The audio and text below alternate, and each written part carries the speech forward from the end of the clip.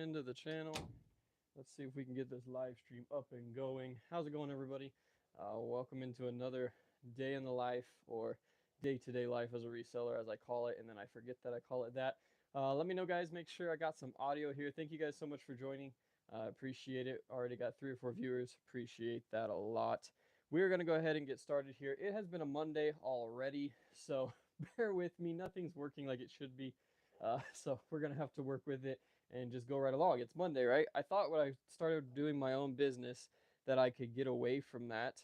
I thought that was just a workday thing, but unfortunately it's not. It still happens a lot. Give me 1 second. My dog is going nuts out here. Let me get him to quiet down for just a second.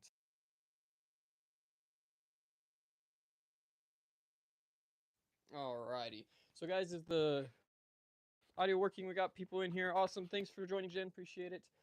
Just want to straighten out my camera just a little bit here, and we'll go ahead and get started. We've got 35 orders, I believe, going out today.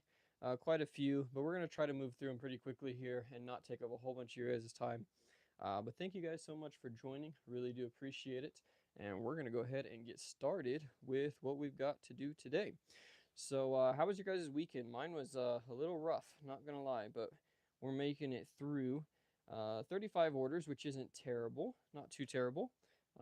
But at the same time, I left my thing up here. Like I said, it's a Monday, guys. It's going to be back and forth. Hopefully we can make it through here. No, it wasn't too bad. It was started off really slow, and unfortunately, that's how it goes sometimes. But it did pick up yesterday. We got quite a few orders in yesterday to make up for the slower 2 days. These sales are over Friday, Saturday, and Sunday because I did not get orders shipped out Friday evening. So just keep that in mind. This is a 3-day sales weekend, as we call it. First thing, and we've actually sold a bunch of these, so I won't cover them the whole time. But these are some Nike socks that we picked up from the the Kohl's clearance event. So we picked these up from, hey, sorry, Crystal. I got 35 orders going out today too. Awesome. That's good. Like I said, that's a decent weekend. I mean, I like to say weekend. Normally I only count Saturday and Sunday. So actually it was really slow for me, but we'll take it. I'm not going to complain. Our sales numbers are pretty good. We'll cover those in a second here. But like I said, we sold several of these. These are from the Kohl's clearance event. We picked these up, I think, for 10. I know this tag right here that I'm peeling off says 12. So maybe it is 12. Let me check my numbers here. Yeah, 12. Okay. So we actually paid $6 for these because they're off 50% off the clearance price, and we sold them for $19.99. So not a huge come up there, but not too bad. And like I said, I think we sold like 5 pairs of these. So overall, not too shabby. But yeah, the weekend was a little rough, not just in sales, but yeah, all kinds of customer issues and complaints. I think I jinxed myself. I mentioned last time about the negative feedback, or I think that was last episode, about some negative feedback, and I pretty much jinxed myself really bad, and we'll talk about that here in a little bit. But yeah, was not the greatest weekend, but we're pressing on. We did get a lot accomplished this weekend, I will say that. This is going out to Zeb in Glendale, Arizona. Let me see if I can find Zeb's label here in my midst of labels. But we did get some stuff done. It wasn't like it was a wasted weekend as far as, just dealing with that. We got the garage organization finished and complete, and all the shoes moved back in there, so my house doesn't look like a shoe store. So that's good. We also, wow, I cannot find this label already. There it is. Walked right past him. We also got some listings up, not a terrible amount, but we did get some up.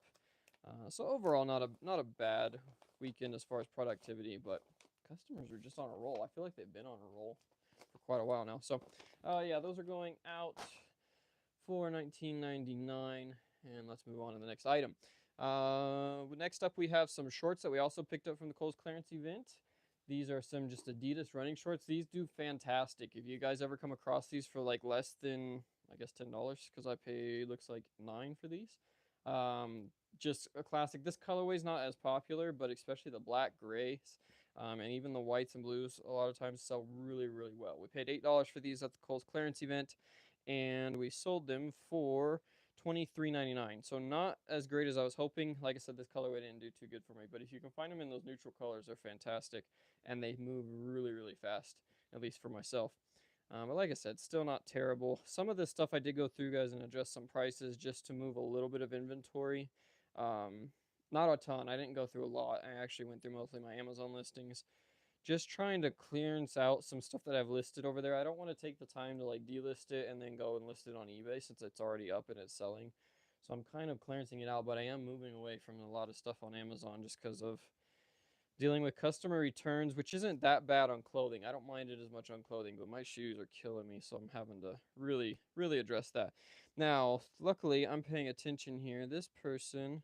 Oh, okay. So we actually made a little bit more on these since they are going to Puerto Rico, which we can ship to Puerto Rico the same price, but we're allowed to upcharge a little bit, and I do just because some of my larger items end up going there and the shipping can be more. It's still US Postal, but a lot of times they buy in bulk or they'll buy large orders. So I do charge a $5.99 shipping fee. So they actually paid $30 for these. So we made a little bit extra on that order. Let's see, going to Jeremy in Puerto Rico. Let me see if I can find that label for us real fast here. There we go. But yeah, how's your guys' weekend going? You guys had anything good this past week? I guess I haven't talked to you since Wednesday. So how is everything going with you all? I know I talked to a few people. I said sales are slow. Mine are slowing down. Thankfully, still staying up there even. And I'm not doing near as much on Amazon as I normally do. So it's kind of evening out for me. But can definitely tell it's starting to slow down a little bit. Just depends on what you got to sell, I'm sure.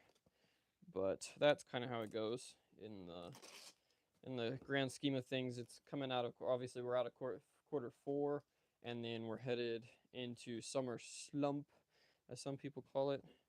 I don't know why they call it that. Personally, summertime, it slows down, but it's never like a slump. Like it never feels like I'm just, struggling for sales. Knock on wood, because obviously things change. But yeah, we'll see how it goes for us. How about you guys though? Anything going on in the world of reselling that I am not caught up on besides customers liking to return things? You guys like how I keep teasing that? I know that's a hot topic for people. And I've had a couple of doozies, not gonna lie. A couple of doozies this week. Not just returns, but just people in general being people as they normally are. So next up, we've got a pair of shoes going out. Let me see if I can find them here. We actually sold a lot of shoes this weekend, so that's why you don't see a whole lot on the table. Actually, you guys can't see much of the table. But we did sell these Adidas. I've sold these a couple times. I don't remember if I actually showed them to you. They're actually a really neat shoe. Picked these up a year ago. Really nice cloud foam. Or no, these aren't cloud foams. I forget what these are called. They're the NMDs or something like that. NMD V3s. Really unique shoe. I'm pretty sure it's not a standard Adidas line, but they're really cool. I picked these up. Actually, this is one of my first online arbitrage buys back, like I said, year and a half ago. And they do sell. They're taking some time to sell, but they do sell. We bought them for $30 and we're getting 95 out of them. So not bad. Definitely a decent sale, but they've taken well over a year to finally start moving some of the inventory. So grabbing a box here, guys, real quick, so I can get these boxed up. As I mentioned in most of my videos, we do box all of our shoes just to make sure buyers have a little bit less to complain about. Well, let me know, guys. I did just turn my fan on. It's a little toasty in here with the hoodie. If it is annoying in sound, just let me know and we'll take it off, or turn it off. Not taking anything off, but we'll turn the fan off. Watching some bloopers from TV shows last night, and there's some pretty good ones. I'm sure I'll have my own assortment of them. Oh, but anyway. So shoes, yeah, we did a lot of shoes this weekend. And actually, I'm kind of surprised because my shoes have been really slow moving, and I haven't changed anything. So I don't know what got into everybody. I don't know why everybody needs new shoes, but they did this weekend, and I will take the sales. Plus, we got all those shoes in. We got them listed. They have not been listed. Is that a 3-inch tape gun? It's not. I use just a regular. Well, okay, I lied. It is a 3-inch tape gun. It's got a 2-inch roll on it. I just realized I linked the wrong one in my description too, so ignore that one. This is a 3-inch tape gun. I used to use 3-inch rolls, but they started getting expensive to buy. And the tape that I've been getting is just the Amazon Basics tape. It works great. So I've kind of just rolled with the 2 inches, and I didn't want to go buy new tape guns, so I just throw them in here. I actually feel like they work a little bit better. um, using a 2-inch on a 3-inch. That could just be me, but seems to work really well. I do have links. These are the Uline brand ones, so I do have links in the description for the 2-inch, the actual 2-inch ones. But it didn't dawn on me until you mentioned it that these are the 3-inch. I forget. I've had these for years, so that's why. And as you can see, this one's actually broken. The thing snapped off about 6 months ago, and I haven't replaced it. It still works great. I have another one over there. Oh, actually, yeah, I can show that one. So I also have one of these. This is a 3-inch as well, and it just do still have a little bit of 3-inch tape.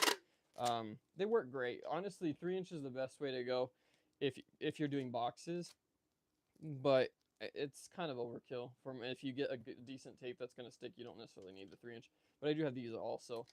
This one's not like the open side, so you can see it's closed on both. You have to pull the pin and pull the whole thing out. It's supposed to make it like tape easier and flatter. I don't know. I didn't really notice a big difference when I was using it, but I do have that one also. Oh, back to what I was doing here. I can't. Mirella, I think, going to Staten Island. It's a interesting name. I'm going out to her, or I'm guessing it's a her. Sorry if it's not. Going out to them with the Adidas here. So not bad, $60. Obviously, we got fees and everything else out of that still. Where do you get the 3-inch tape? You're still doing any Amazon FBA, or did you move away from it? So I did move away from it. I would do it, and I still do it on like my bulk buys, but doing the individual pieces or 2, 3, 4 items at a time just wasn't working. Just costed me a lot more. I mean, I shouldn't say it wasn't working. It worked, but it was just a whole nother thing I had to manage, and then I kept ending up with inventory coming, um, getting returns sold, and I mean I can track it through Inventory Lab, but it just seemed to be kind of a pain. And with what I'm selling, it wasn't working very well. Like I said, I still do have some FBA in there, but it's basically my bulk products.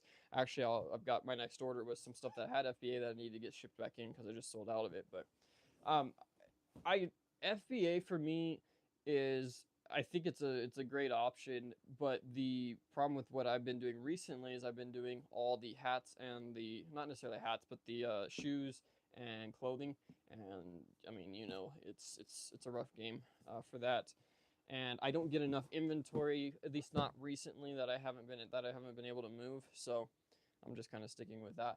Ask Robert Trevor if he's in bread and butter. Yeah, I don't know if he's in there or not. I haven't seen him around for a minute. Where do you get the 3-inch gun? Like I said, I got these. I think I ordered these on eBay. I think you can take a look. Like I said, my link in the description has the tape gun, and it does have the 2-inch one. But you can search the Uline 3-inch one, and it'll work too. Give me 1 second here. My screen froze, so I'm hoping to see that. Let's see here. All right. Nope, that didn't work. Sorry, guys. Like I said, it is a Monday. I literally labeled that as it's Monday again. I labeled that yesterday because my weekend was going so interestingly. Um, and it's still continuing. Like, it's not stopped. It just keeps going. But yeah, FBA, like, I don't have anything. I see it as a viable business model, and I do see using it in the future, especially depending on what I get. But I tried doing shoes, and I think that was my drawback. I still made money on it. Like, I can't say I didn't make money because I cleaned up on a lot of different SKUs, especially during quarter 4. And I think that might be where I use it, is some hot selling items, or not, stuff that I know has a really high rank. I'll probably send in for Q4 and try to leverage it as a quick sell technique, especially because I'm already overloaded with sales during that time. But as a ongoing viable model, I'm not getting enough inventory in that is going to sell great over there, and that's kind of where I'm at with it. I gave up on FBA too. Yeah, Chris, how many SKUs did you? You sold the ones you sent in though, I think, if I remember correctly. We talked about it. No, he left. The new fees are a mess with FBA, so not sure exactly how that will work yet with the profit. Yeah, over in Bread and Butter, a couple people were asking about it, and I don't know what the deal is with the fees. It seems like they're it seems like they're like relabeling some and now charging for stuff they didn't used to charge for. Maybe that's just, like I said, I haven't looked into it, but that's kind of what it looks like. We are really changing how we source and what we source for FBA because of the new fee structure. Yeah, I can see that because like the shipping's.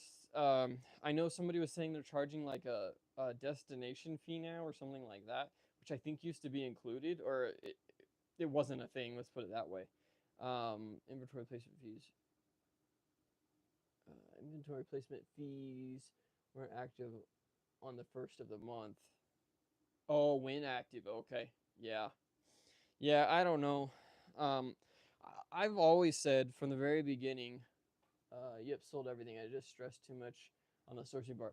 Yeah, you have to source very specifically for it. And like I said, I feel like if you're doing it, then do it. But if you're trying to just add it on as a secondary, you have to be really set up in where you are. And I felt like I was. But then when I started getting the hat inventory and some of those deals, I can't sell that on Amazon because of licensing issues. So it kind of backed me out of it a little bit more than I thought it would because I wasn't getting that inventory to keep sending in. And then, like you guys said, the fees, I started getting hit with the storage fees, which again is not that big of a deal because it's not here and I can hold more inventory. That's a huge thing for me. It's kind of one of the main reasons why I started doing the FBA. Wow, guys, okay, there we go. Bought some stuff and couldn't remember where I put it. Yeah, it's still, I think, a viable solution, and I think, but what I feel like and what I've always felt like is Amazon is trying to limit its uh, clientele to bigger retailers and manufacturers and originals to keep their prices lower. It's never been geared for reselling. They've never been, they allow it, but I don't feel like it's ever been a platform where they wanted people to resell ever since the whole book, they switched over from just doing books and stuff like that. So it's one of those things. If you're going to get in that market, you have to realize that it's not going to be geared toward us small sellers. And I don't blame them for that. That's, if that's not their market that they're going for, there's no need for it. I wish eBay would try to gear themselves toward that a little bit more, to make up for it and make their platform better. But that's just me. This might be a little loud, guys.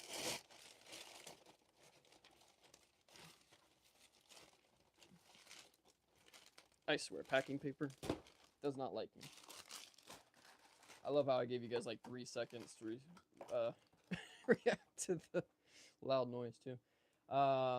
Yeah, so that FBA thing, like I said, I still see it being a viable solution for a lot of people, but it is not going to be an easy one. And everybody that thinks they can just jump into it right off is either going to, especially at the beginning, if you haven't understood it and stuff, is going to struggle. And not just struggle, but possibly take some crazy losses and stuff like that to learn. I mean, I did. I took some crazy losses in the beginning with Amazon, not necessarily FBA. FBA, again, if you do FBM for a while, you kind of understand the system a little bit better. But yeah, I don't know. It's a rough one to be honest. Agree. FBA is less than friendly than it used to be. Walmart is the new frontier. I've been seeing that. New frontier with FBA inventory. Amazon raises fees, Walmart lower fees. I've been seeing that a lot, and I can't say I shop Walmart like I shop Amazon, but I'm starting to get there. Again, these two items here, just the VO5 shampoo. I've talked about it a few times. We're gonna be selling a lot more because I did sell FBA. Out of my FBA inventory, so it's starting to come through FBM. $16.99, we have about $1 in that, so can't complain there. But yeah, I've been seeing a lot about Walmart being kind of the newer add-on to the market. Walmart's been around for a while in the marketplace sector. Back in 2015, 16, I think it was about 2016, maybe 17. I worked for a gentleman who did eBay and had his own website and everything, selling rock and roll memorabilia. If you ever need rock and roll stuff, hit up buyrockandroll.com. Awesome guy over there. Dennis is a great guy, and he will get you taken care of. But when I was working for him, we started into listing on Walmart's website, and it was very not glitchy. I don't know what the correct term is. Oops, very not user friendly. Their user interface was really rough, but I've heard that's gotten a lot better. And like you said, there's a lot of people are switching over to that, and you can find some good stuff over there, and they ship quick. I mean, most of the time you can get stuff shipped over pretty quick.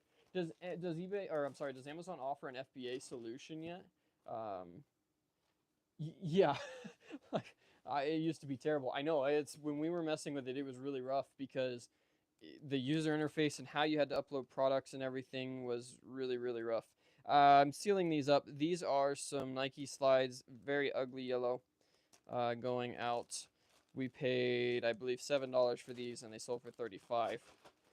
I would show you guys. We'll sell some more later on, I'm sure. They're terrible looking shoes, but people love them. Got those from a Kohl's clearance event online, I think, a year ago, and so, or last year, and they're just now starting to sell. I don't know if everybody does this. It drives me nuts when the envelope's too big, so I fold it over. Yeah, Walmart. Like I said, it was a terrible interface and really hard to deal with. There was no customer service or anything like that for the seller, but I've heard they've gotten a lot better, and I think they're going after Amazon in that part.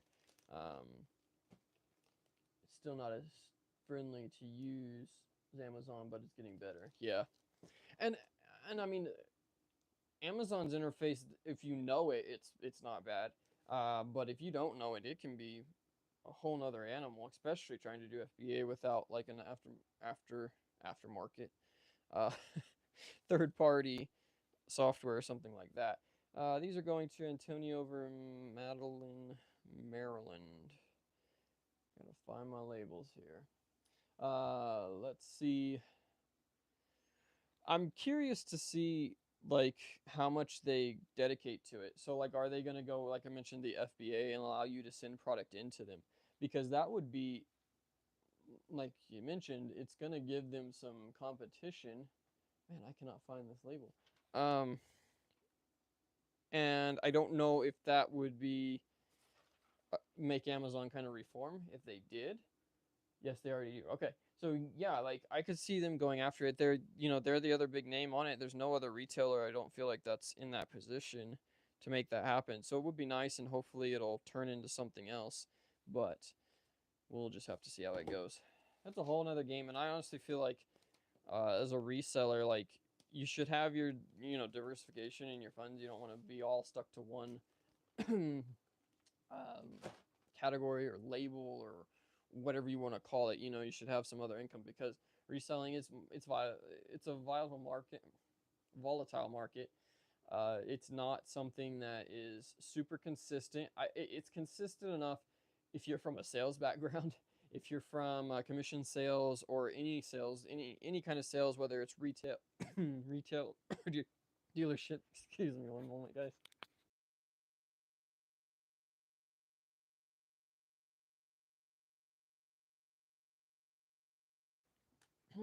Something got me.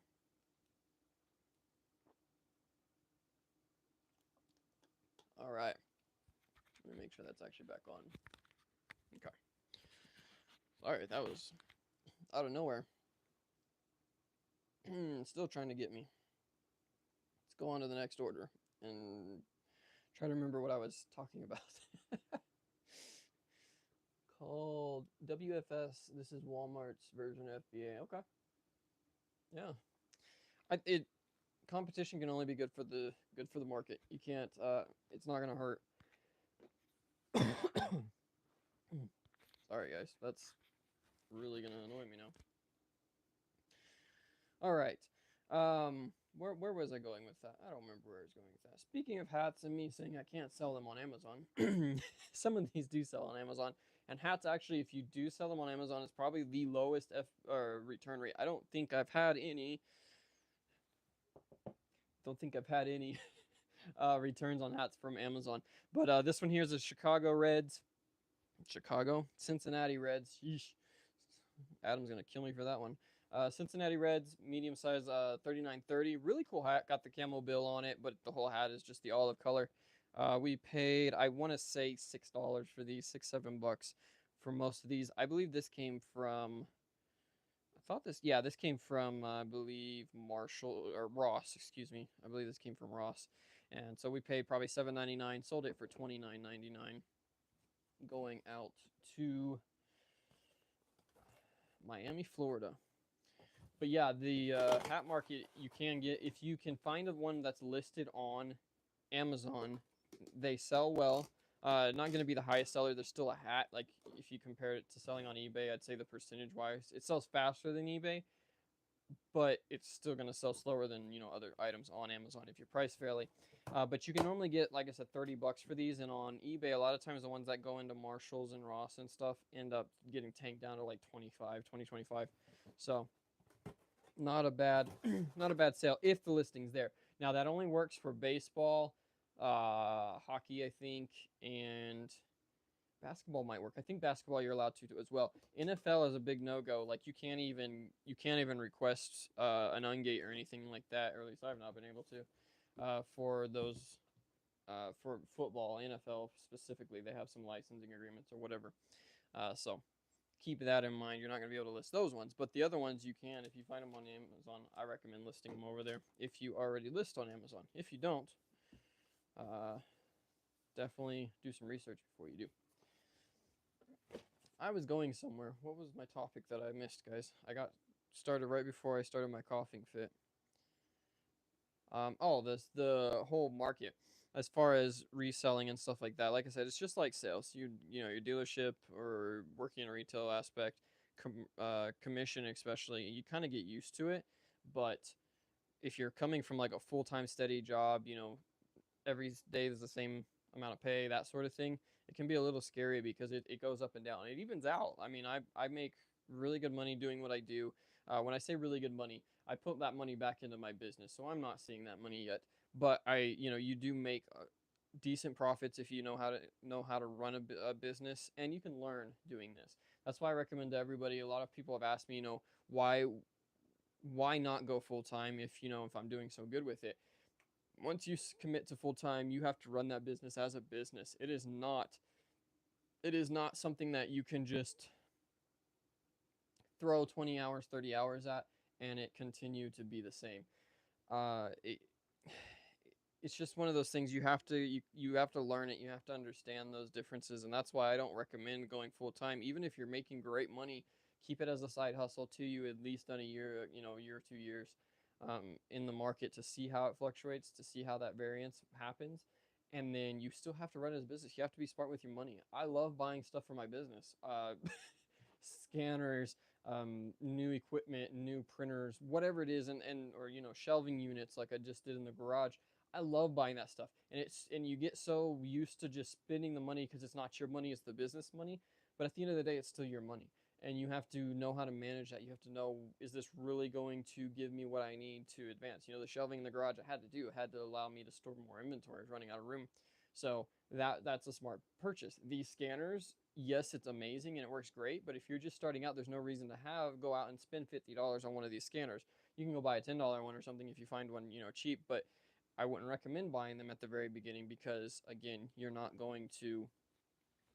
have to learn to manage that just like you learn to manage your money when you come out of high school and start a job and everything like that. You have to do that with your business. And I think a lot of people forget that. They jump right into full time. They're making great money. That looks like it. They're not tracking their expenses. They're not tracking all of that. And they end up literally blowing all their money and you don't even realize it. Like, it's so easy to do. Let's see. It can be very scary, especially when your mortgage depends on it. Yeah, it's just like any other job. I don't mean that to sound bad as far as that it doesn't matter. But you, at the end of the day, like I said, you have to work for the money, and a lot of times you can work for the money as hard as you want to and it still may not come. It could be just a slow time in the market. It could be your category slow. There's a lot of variables that still go into play. I don't want to say, oh, you're not working hard enough if you're not making the money. That's not the case all the time. I'm working harder right now to build this business almost than I did last year, but I want to build it smartly. So I'm not spending 7 days a week doing it, but I'm trying to make sure I capitalize my time doing whatever I'm doing and make sure that it comes out. And I haven't seen an increase. I haven't seen an increase in sales. I take that back. I have. It's varied again with Amazon, eBay, all those different platforms across the board. It's still the same as what it was last year. But this is also one of those games where all the work you put in now leads to profit later on down the road. It's not an instant. If I list 20 items, I'm going to sell 20 items. And so people have to realize that, and going into it and try to do the best that they can to get ready for that. And it's still scary. I have a hard time. I see every day I get a slow sales day. It comes up to 5, 6 o'clock in the afternoon. I've got 3 sales. I start to worry. I'm like, oh man, now I got to do double tomorrow what I did today and stuff like that. And that's, you have no control over that really. At the end of the day, it's whoever's gonna buy, they're gonna buy, that sort of thing. But it is still a scary proposition. But hey, it works out in the end most of the time. And when it doesn't, you just have to push through it and keep going and see what you can do the next day. Wait till the next day, get to that next day, and address it as a new day and figure out what am I going to do to make this happen. If you don't have that, this is not the business to be in. Um, and I say that with complete confidence. You have to have more of a work ethic doing this than you do working a 9 to 5. It's just how it is at the end of the day. If you want to succeed, let's put it that way. If you want to succeed, $7.99 for this Marlins hat. Sold this one also on Amazon for 29.99, so $30 for this one. This is a cool one. It's got the neo mesh back on it, but it's still fitted. Got the Miami. They don't do this very often. Oh, I guess I'm not even showing that. They actually have it stitched in the bill. That's pretty cool. I love hats. If you guys can't tell, it is there. Let's see, but we love the freedom working. Exactly. I'll be honest, guys. I took a pay cut when I took my job, or I quit my full time job. I took a pay cut. I put myself on a salary with with my company or my business, whatever you call it. I took a big pay cut from what my take home pay from my full time job was. But I cut it down to where I knew I could survive on it. I knew I wasn't gonna, have to worry about, bills coming up and not having it or whatever. So I'm comfortable. I'm not where I want to be, but I'm comfortable. I can make things happen with the amount. But I can literally, if I wanted to take today off, I can take today off. If I have something come up that I need to do, or hey, want to go do something with the family over the weekend, you can do that, and that in itself is huge. I walked into my old job actually yesterday, or not yesterday, because it would have been Saturday, and literally walked in. Love the people that work there.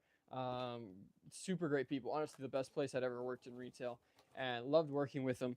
But we walk in, saying hi to everybody, talking to a couple of my managers and stuff, and talking to them, and they're like, "Hey, you ready to come back? We want you back." They always like to talk you up.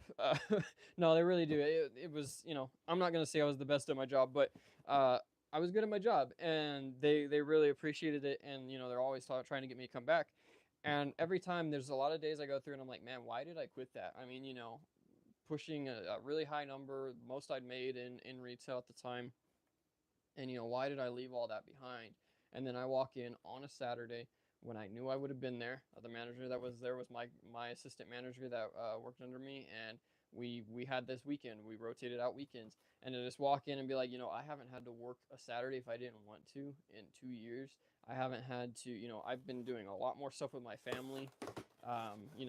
The wife gets a day off. I can go, we can go out of town, or we can go do something, whatever we want to do, and the business doesn't suffer from it. Yeah, if I'm doing that every single day, obviously, but the business doesn't suffer from it. It can run itself.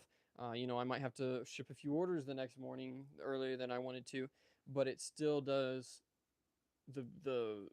The business still operates, and you can have that extra free time and spare time. I wouldn't say you get a lot of downtime. Like I said, I put in just as many hours doing this as I did a salary manager. I actually probably do more now than I did then. But to have that freedom of when you do it is huge, and it's probably the biggest reason to go full time. Personally, it's that's the main reason I did, working every other weekend. And again, we had Sundays off. I worked for Hobby Lobby, so we had Sundays off. So when I say weekend, it was a Saturday. We had to work a Saturday, which is not a terrible thing, especially in retail when you can work multiple Saturdays in a row.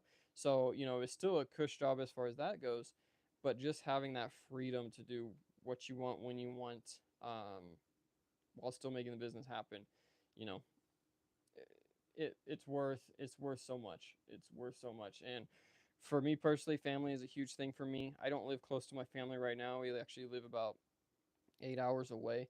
So when we make a trip, it's a weekend trip or something like that. That's huge to me. I wasn't being able to make those trips very often, and when I was doing like driving for 16 hours to be there for 24.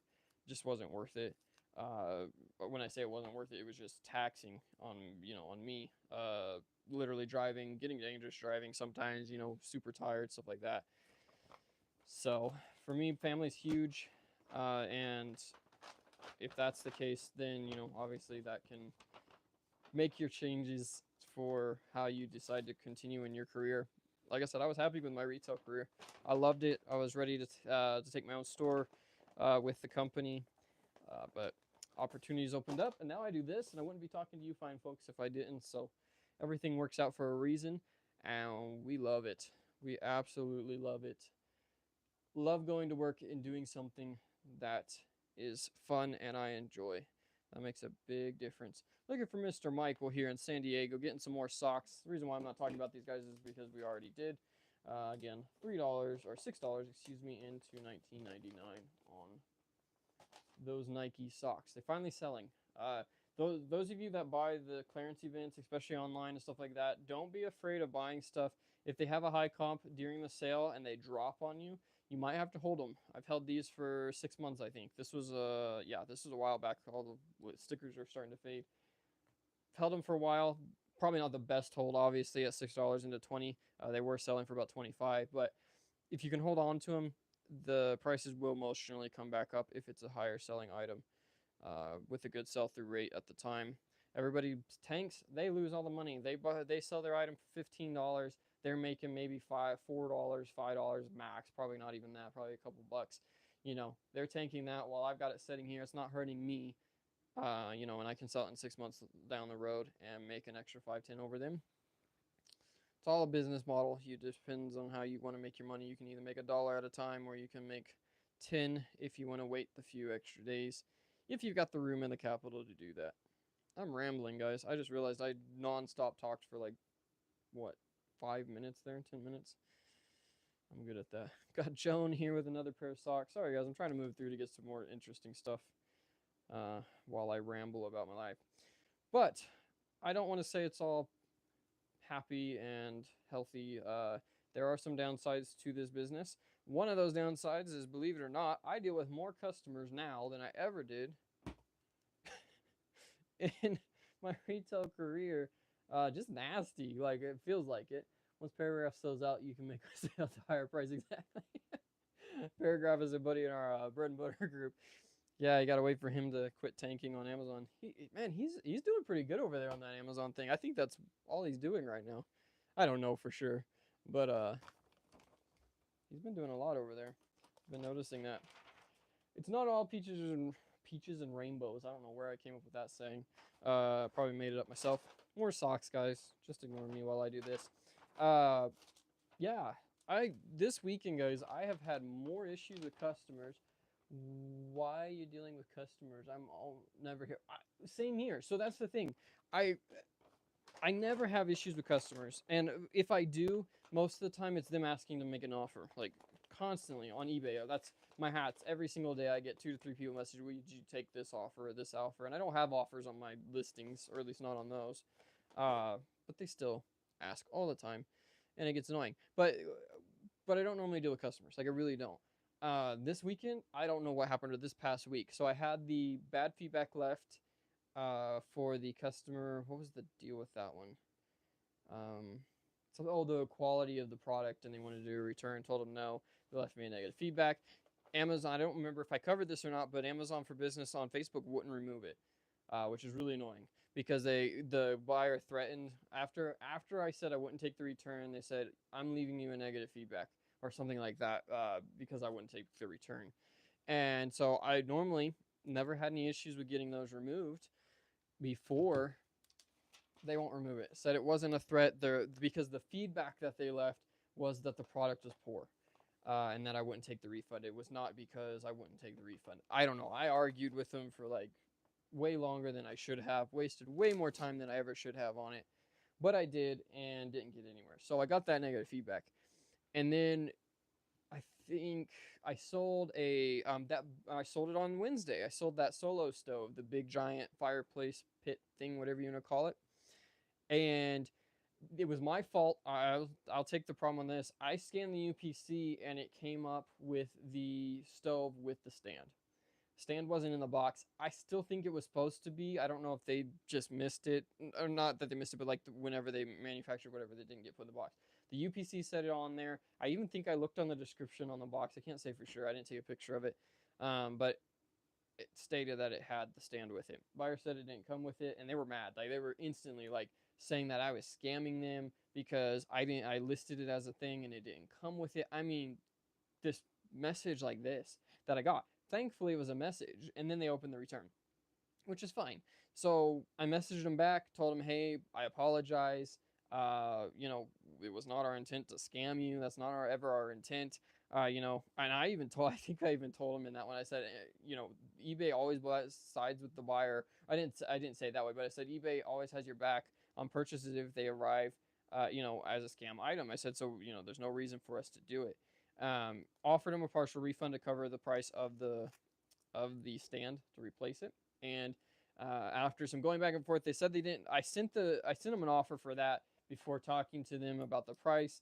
I looked it up; it was $35, so I sent them a $35 partial refund order for the stand. And then they messaged back, it's going to cost 45 or something with tax and shipping or whatever. And so I was like, okay, but you can't edit a partial refund. Once you send the offer, you can't edit it. So I called eBay and they actually told me that the only option I had was to either refund them manually the additional percentage with PayPal, and you can, or they said to do the whole amount, send them a screenshot in a message showing that you sent it to them, and then eBay would close the case. I didn't know that, but they do offer that. They said the other thing they can do is actually close the case after 3 business days, close it and send a partial refund, and then Amazon, or then you can call them and get the defect removed from your thing. I didn't really want to do that, so uh, I was going to message the buyer and deal with all that, but I didn't really want to try to get the defect removed and all of that issue, because I know half the time they don't do it, and then you have to call 2 or 3 times. It's just a waste of time. With all that being said, I actually messaged the buyer afterwards, or got off and told them, and they just accepted the $35 and let it go. So I didn't even have to send them the extra amount. I was going to, just because, again, it was my fault. I if it wasn't in the box, I don't think they were lying. They could have been, but I don't know why they would be lying over a thing, because they wanted to return it, and I didn't want to pay to ship it back and everything else. Otherwise, I'd have just lost, most of my profit on the item if I had to do that. So I didn't do that, but like I said, they did accept it. Now, one thing interesting about that is they did tell me on the phone, when I was on the phone with them, that the whole thing with the refund is if you agree to a price in the messages, they can see the messages. They can actually edit that for you, or not edit it, but make adjustments and close the case and only give them a partial refund. So that was what was interesting to me, is that they had the power when they close the case. They don't have to give them a full refund. They can change it and adjust it, but you're probably gonna have to call to get that to happen if there's any arguments. So that was my second return request for the week through eBay, which again, that was my fault. The other one, I don't even remember, something about sizes. And I told them if they wanted to ship it back, they could, and I would just refund them once I received the item back. Which I do with that a lot. A lot of people ask for returns even though I don't offer them. If they're going to pay the shipping back, then I'll adjust it, deduct the amount that I have, and give them a partial refund. And a lot of people are happy with that, especially in hats. Sometimes the sizes don't fit, and people want to just do an exchange or whatever. They'll cover the fees. Never had any issues with that. So that's something to consider. It doesn't cost you anything when you do that, because you can take your original label, even if you offer free shipping, take your original label cost out of the refund. They paid for the label to get it back to you, and then you're good to go. You got your item back. Yes, you have to sell it again, so on and so forth. But at the end of the day, I'd rather do that. Keep the customer happy. I'm not out here to just make. I understand things don't work, and the reason I don't offer returns is just because I don't want to deal with them mostly. But if they're gonna pay for it, I don't have an issue with that. And it's a lot of hassle out of their day, so it is what it is. That's just my opinion on it. But when people try to pull one over on you, that's when I get really aggravated. And that's what happened, I think, Saturday. I think it was Saturday, Friday or Saturday. I can't remember. I'm trying to move through these guys, but I'm just now realizing I think this one I didn't get a label for. Saturday, good old Saturday, or Friday, whatever day it was, I got another return request. And so I open it up. This is already after dealing with that one. I'm already frustrated. And I open up the return request, and it's for a pair of shoes that I sold that were damaged. And it was a pair of shoes that I bought from Ross, had a stain on the top of them, but they were like $150 shoes. And there was a stain on the top of the white. It probably would have come off if you would have washed it or used something on it. So I told him, go ahead and, all right, I bought them because I knew I could sell them. I sold it for $100, paid, I think, $20, 15, $20. They were on clearance. And I used, this was back 6 months ago. I used a stock photo for the original photo. Again, my bad on that part. But the rest of the photos were all the shoes, and they were listed as new without box or something like that. And I put in there that it was defective in the listing description. Put it in the photos. Literally had 2 or 3 photos of just the spot on the shoe to make sure that it was listed. Of course, the ones that I took all the overall shots, and then at the bottom of the list, I added the damaged ones. You're not gonna put the damaged photo at the very first photo. Not again, not that I'm covering up the item. I'm not trying to sell it as perfect or anything like that. I clearly list it in the description. I'm talking bold in like large font in the description. Put it in the items description, like in the little box it gives you. And I don't think I put it in the title. I don't think I had room on that, but I had it listed there. I had 3 photos of the damage, and all the other photos showed it. So it may have been, the shoe sitting here and it's back off of it. I showed the photo, everything had the damage in it, even including 2 or 3 photos of just the spot on the shoe. Buyer was livid. Sent request a return. Left me feedback first. Left me literally like a 3-page negative feedback about how I was scamming them because I put the damage picture at the very bottom, so buyers wouldn't see it.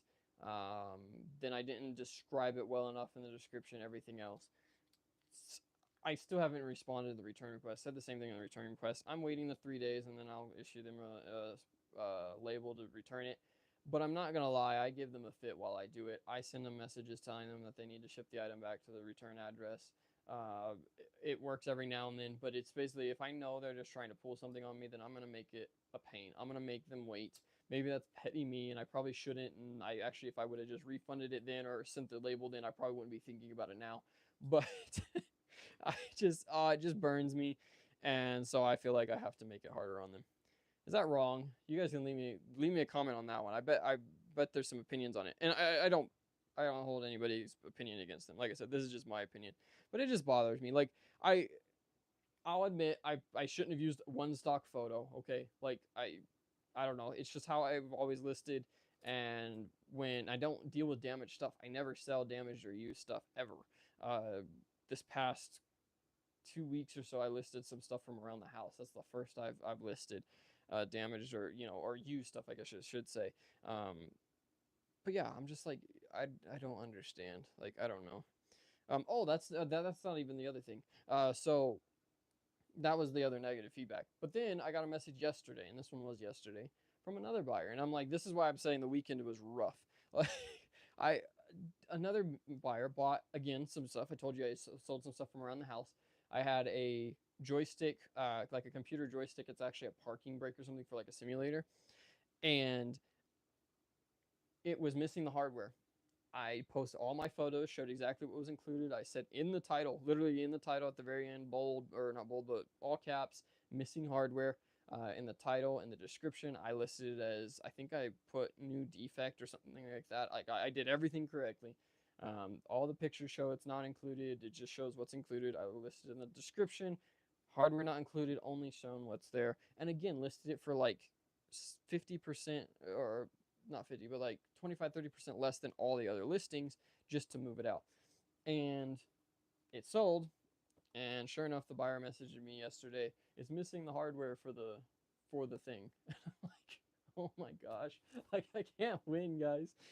Like it clearly says I responded, tried to be as put my customer service voice on, tried to be as nice as I could, and told them, hey, it clearly states in the titles, photos, and description the hardware is not included. You know, hence the reason it was listed so low, I think is what I even said on it. And they haven't responded. They didn't open a return request on that one, so that's good. But they haven't responded, and I hope they don't. Hopefully, they just chalk it up to them not paying attention to reading. It's not something that it's not like it has to have it. They can replace it. It's just standard hardware. a couple of bolts and nuts on it, but we'll see what happens. Probably going to get an open return request on that one soon as well. I did package this one up, guys, the other day because I thought it was going out on Friday, but I didn't get it out in time.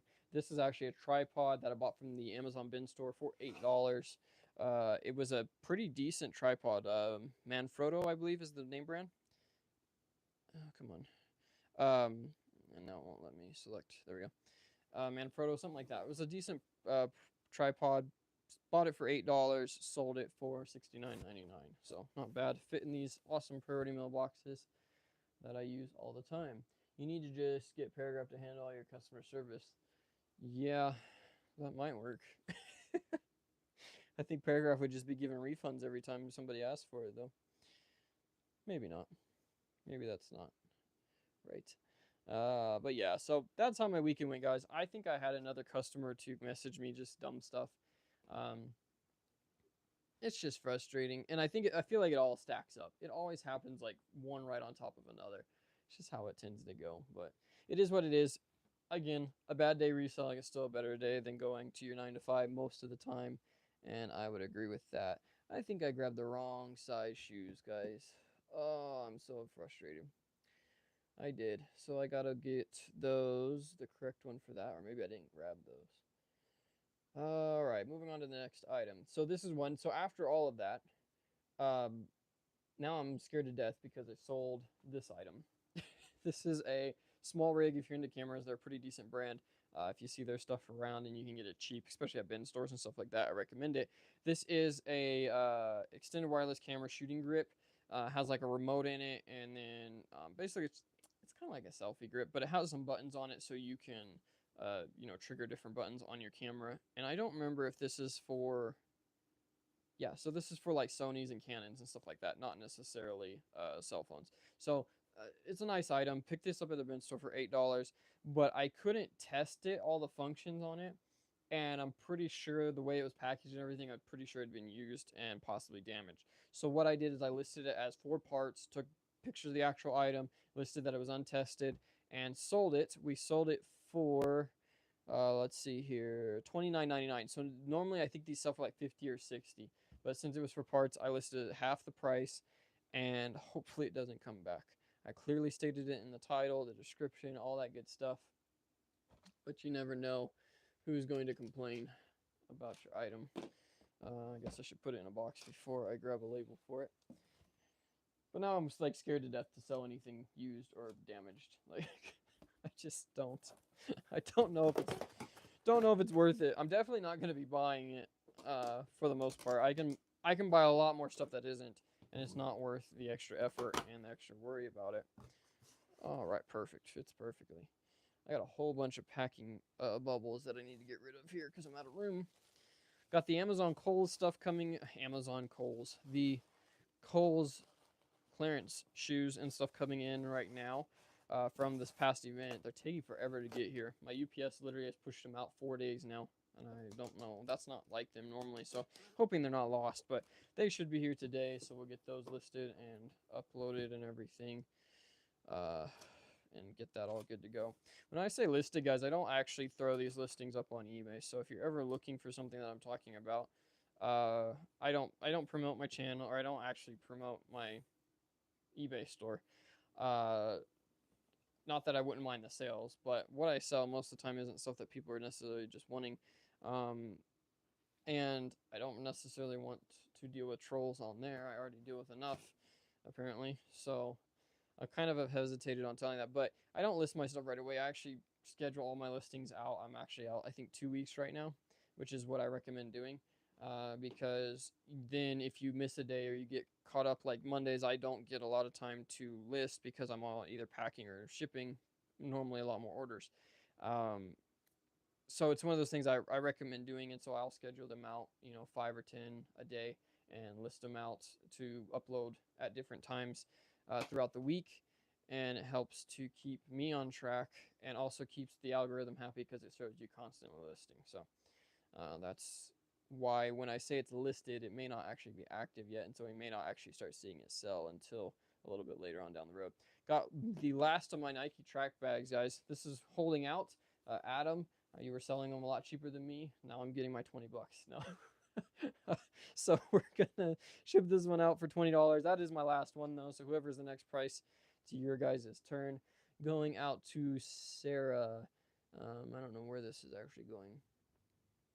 Trying a new way of doing this to hopefully speed it up, and it's not working, guys. I'm still taking way longer than I'm meaning to. So I do apologize about that. We're moving as quickly as we can here through these listings. Let's see here. Oh, no, that's the wrong thing. Where is this going? People always ship to different names sometimes, and so I can't always tell who it's going to.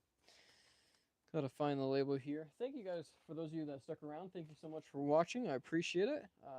We keep getting a few more viewers every time on the average. So thank you guys so much for that. Really, really do appreciate it. If you haven't already, I would greatly appreciate while you're here and I'm not doing anything, hit that like button for me. I would greatly, greatly appreciate it. That helps out with the algorithm a lot and hopefully gets us in the face of some other resellers to get a few more people in here so we can have a little more of the conversation. Thank you guys so much for doing that. I do appreciate it. If you haven't subscribed, I always recommend that. And you can hit that notification bell and let you know when the next time we are going to go live. Doing them on Mondays and Wednesdays at the moment. I don't know if I'm going to get one in this Wednesday, to be honest. We'll see how things go. But we'll hopefully get another one in this week if you guys are interested. All right, sold that for 20. These come with the Nike cleats. If you haven't seen us talk about that before, they come with the Nike cleats when you buy them most of the time, especially from Ross and Marshalls and Burlington. If you get there before the thieves do and steal them out of the shoes, they'll be in like the toe of the track shoes. You can sell those alone for $20. So a lot of those shoes are only 20 bucks to begin with. You can sell this, almost get all your money back from just that one item. And then your shoes, whatever your shoes sell for, are straight profit. So, and they sell quick. I literally have sold all these out in the past, I think 3 weeks is what it takes to sell these ones, and I held out for a higher price, like I mentioned. I was the first person to like the video. What's my prize? There you go. Thank you, Jen. Appreciate it. I actually thought about trying to do something like that. I'd like to get a sponsor. I'm not talking sponsorships like in that aspect, but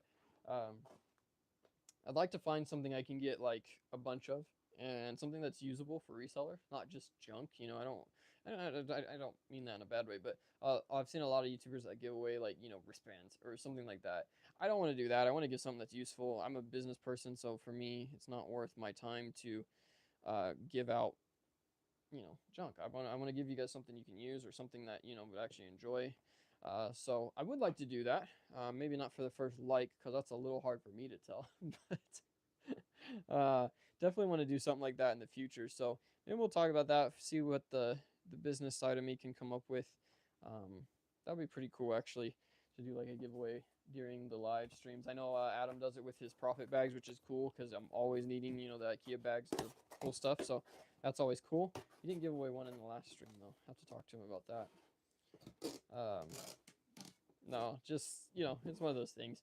Obviously, guys, YouTube, I love YouTube and I love doing these live streams. It really is a blast. I enjoy it a lot, but they don't pay. So, I mean, I'm doing my work, so that makes it, in my mind, I can still do it. It takes a little bit longer, but, you know, I'm not sacrificing a whole lot, just a little bit of my time. But yeah, it is kind of rough to start off with, especially when all these big YouTubers do give away stuff. Makes it a little more putting impressive on you. Guys, if my audio, let me know if my audio cuts out or if it's catching up any noise or stuff. I'm messing with it. It's got some settings on it, so just let me know there. We got another hat going out for those of you that are just joining. I love hats. I'm not going to say that every time, guys. I promise. But we do have an Atlanta Braves Jackie Robinson hat. Got the Jackie Robinson number 42 patch on the side. Cool hat. Pretty basic other than that, but it does have a black brim. I love a black undervisor. Love the black undervisor. I wish a lot more hats would do it. This is going out to David Wooden. Sorry, I keep giving the full name. I shouldn't be doing that on live. Cleveland, Tennessee. Going out, we sold this one for $49.99, and we paid the usual $10 to $12, depending on the hat. And that's going out. Where did I just say? Tennessee. Good old Tennessee. All right. Sorry, guys. I'm struggling now to keep track of where I was going with that. I lost my train of thought. You guys don't ever do that, right? You don't ever lose your train of thought, and then I do it all the time. I'll go and grab something from like the not the storage unit, the the garage or something like that, and then I'll forget what I grabbed or why I grabbed it, or I'll set it down somewhere and leave it. Some people are gonna say that's age. I don't know. Maybe that's true. Going out to Mr. David there in Cleveland, Tennessee. All right. I think that's the one thing I'm scared about doing these live streams the most is accidentally sending the wrong item to the wrong person, or slapping the wrong label or something like that, because it takes some concentration away to try to keep a conversation going, one-sided conversation at that, for the most part, unless you guys are throw a comment in there. But yeah, it can be interesting. And my internet is lagging out. Hopefully it doesn't kick you guys out here. My iPad is not wanting to load. Next up on the sold block, I actually did sell a hat. A buyer requested to cancel it, so I'm gonna have to make sure to do that cancellation here. Next up are the last of my Nest candles. Big bolo, guys. If you do bin stores or just in general, a good bolo. But if you ever find these, buy them if you can get them cheap enough. These are, I guess, high-end candles. I don't know anything about candles, but it's the Nest New York Bamboo. And there's some different ones too. The packaging varies a little bit on them. Some are blue, some are purple. These ones are green, and they sell super fast. What's crazy about these ones, and maybe I can show it. These are melted, so these are obviously got on a hot truck or something like that. I don't know if you guys can see this. The wax, everything is all the way up to the top of the protector. This isn't a real good one. There's some air bubbles in the bottom. I think this is the wick. It's actually clear up in the top now instead of being down low.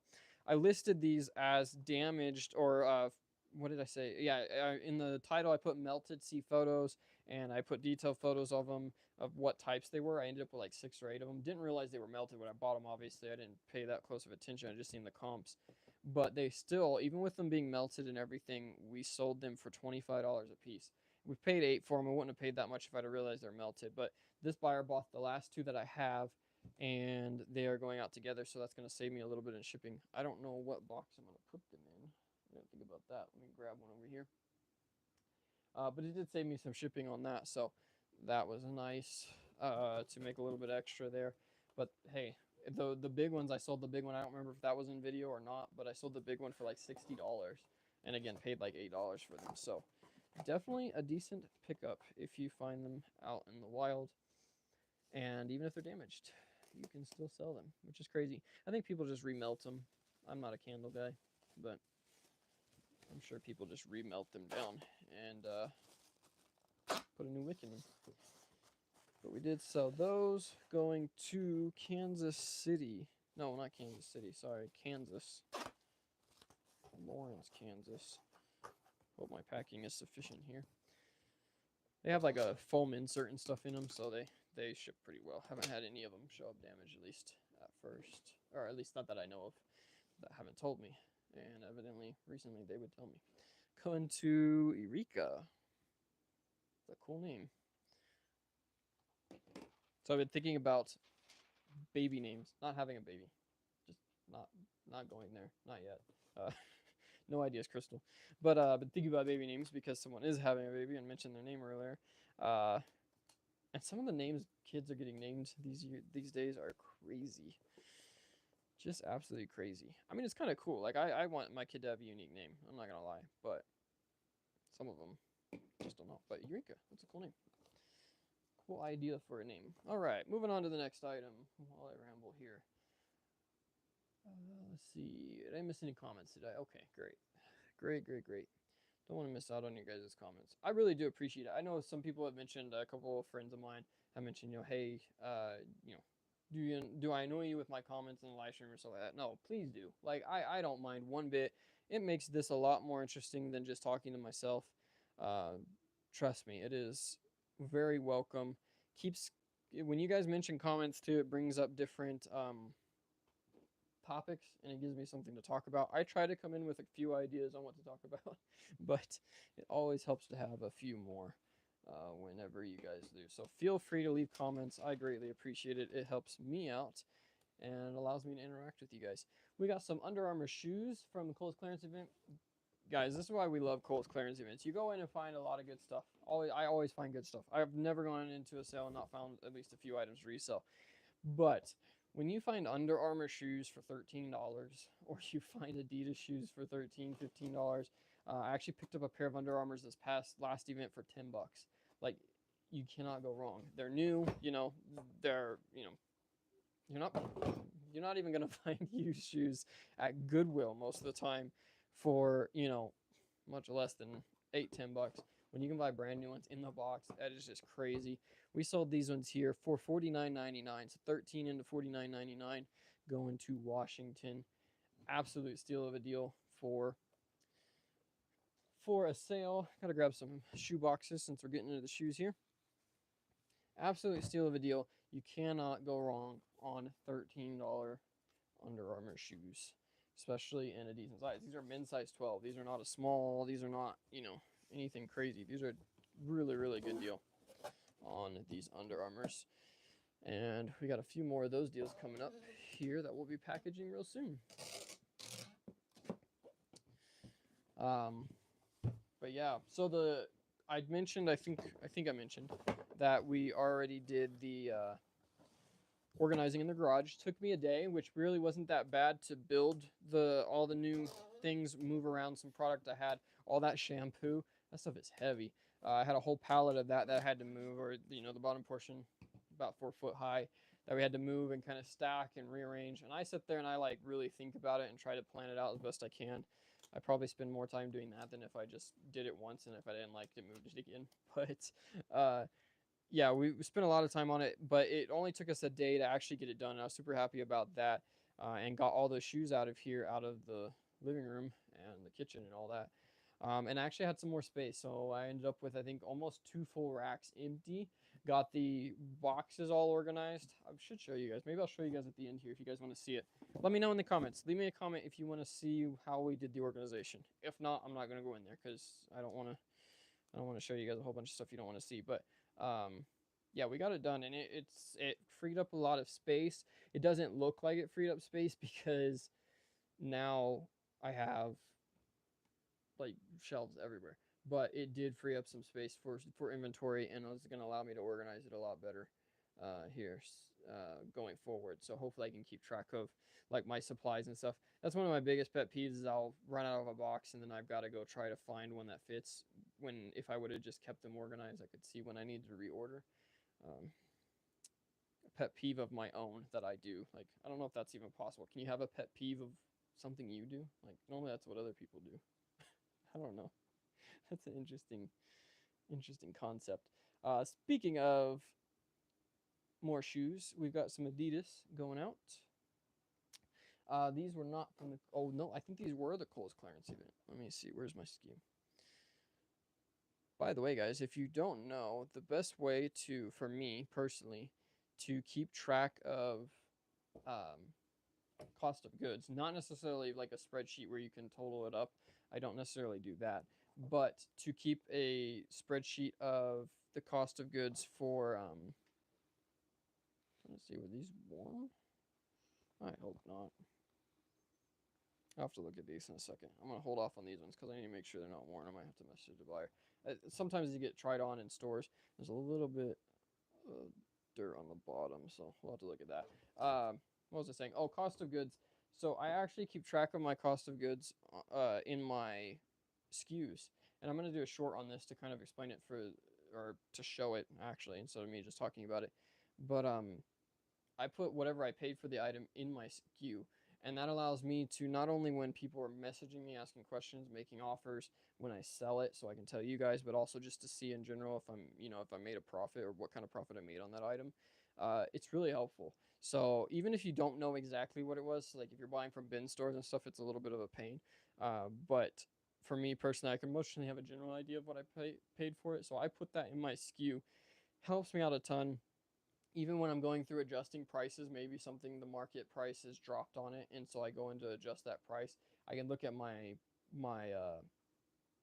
cost of goods or what I paid for the item, and it's right there in the SKU. It's right when I'm editing the listing. It's right there in front of me. I can look at that, say, okay, my new price is this. Am I still going to make the profit margin that I want? Am I going to hold on to that item and keep it for later to hopefully get a higher price, or do I just go ahead and sell it and recoup that money? And it's super helpful. It also helps, like I said, when people message you making you offers and stuff, because everybody does now. I think, was that a Poshmark thing? I think that was a Poshmark, or well, Mercari did it too, but like I think Poshmark you can always send offers or something. I don't know.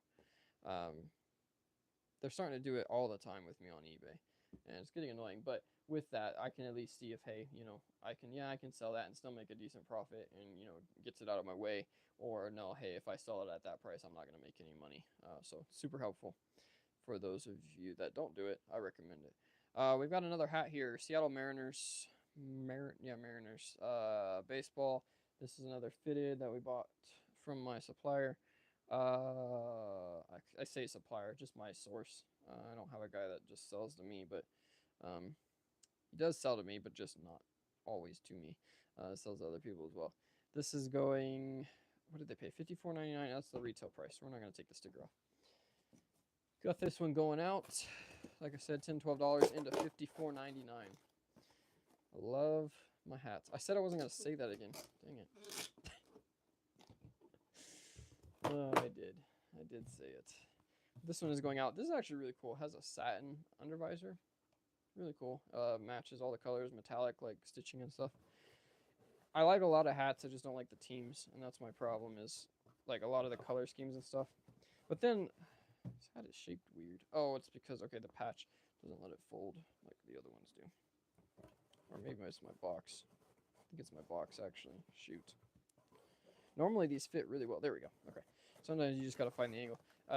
They fit like just right in these boxes, and if you're shipping priority mail like I am, then it's really useful, really helpful that they just slide right in there if you're shipping these type. I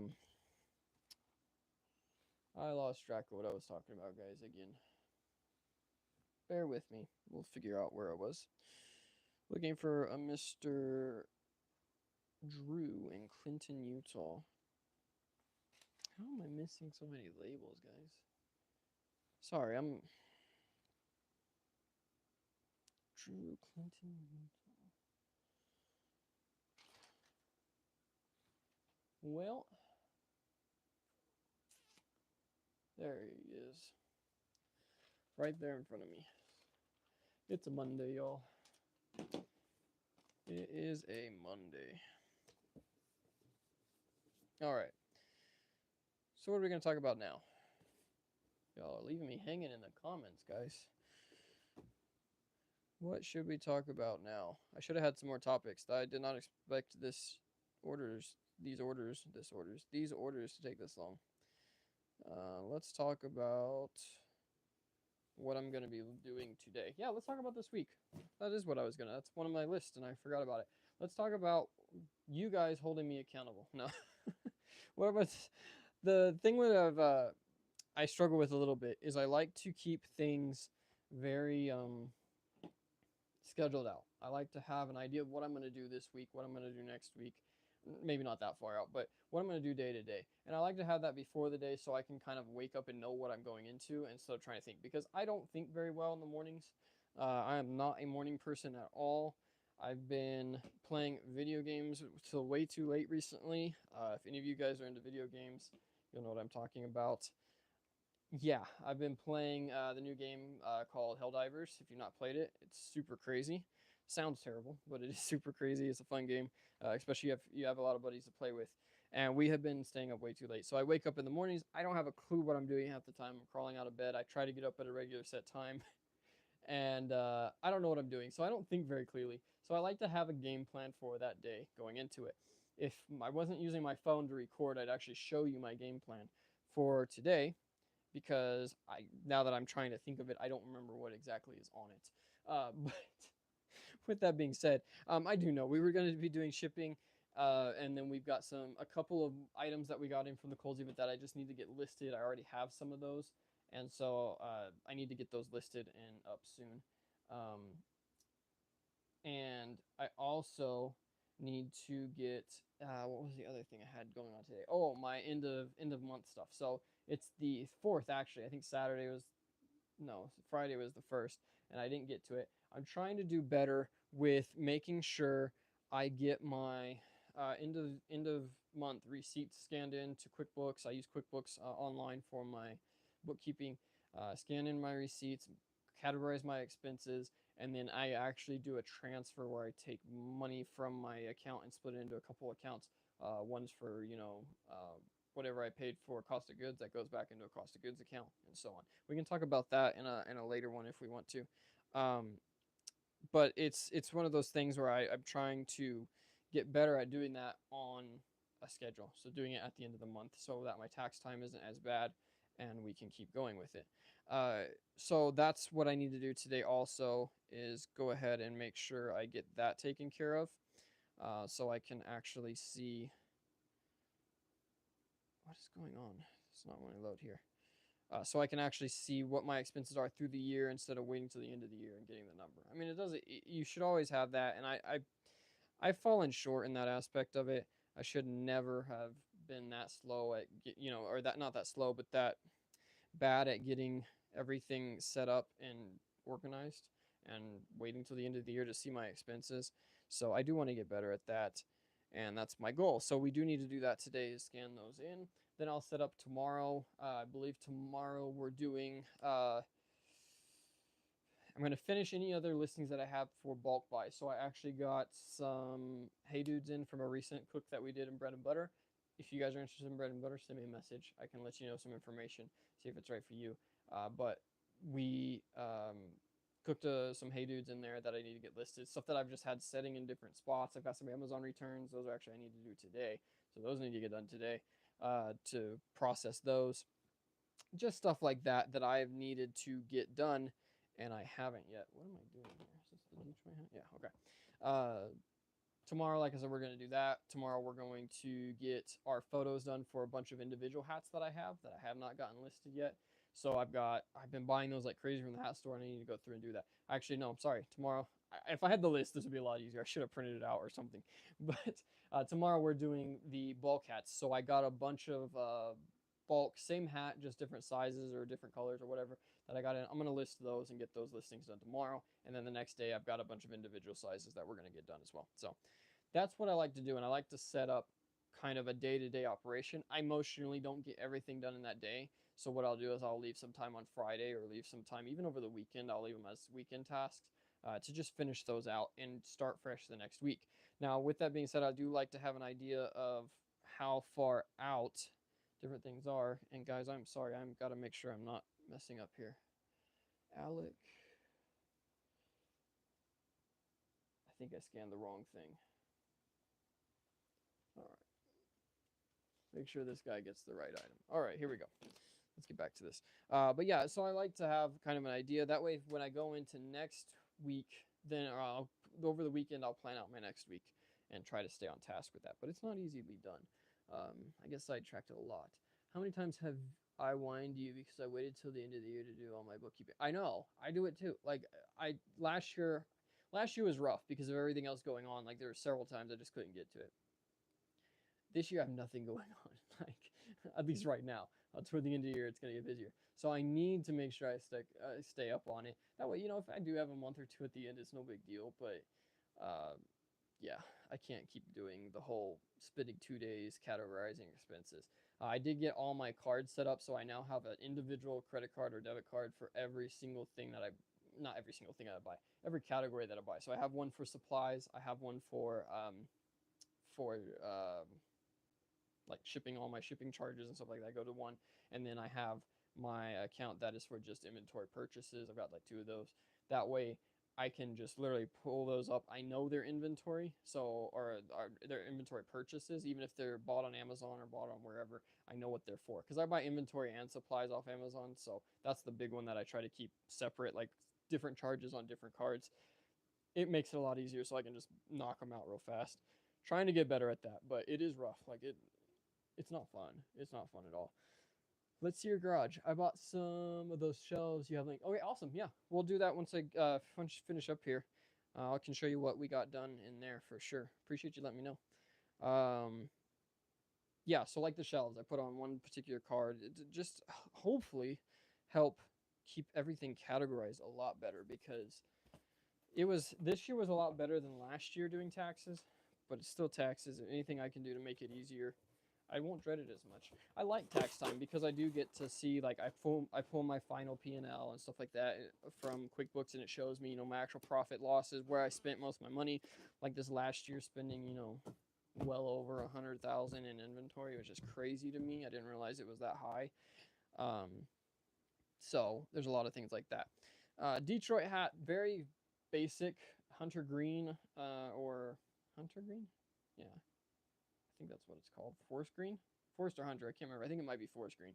Colorway, just basic white logo. I almost got rid of these guys. I literally almost bulk sold these out. To somebody, if you're watching this, sorry, I almost gave you a bunch of really good stuff. No, I still gave you some good stuff, but the I almost got rid of these because I didn't know how well they would sell. I thought the patchwork and stuff would work better. These have been selling like crazy. We paid $10 to $12 for these, depending on the hat. Don't know what it is right off the top of my head, but we sold this one for $44.99.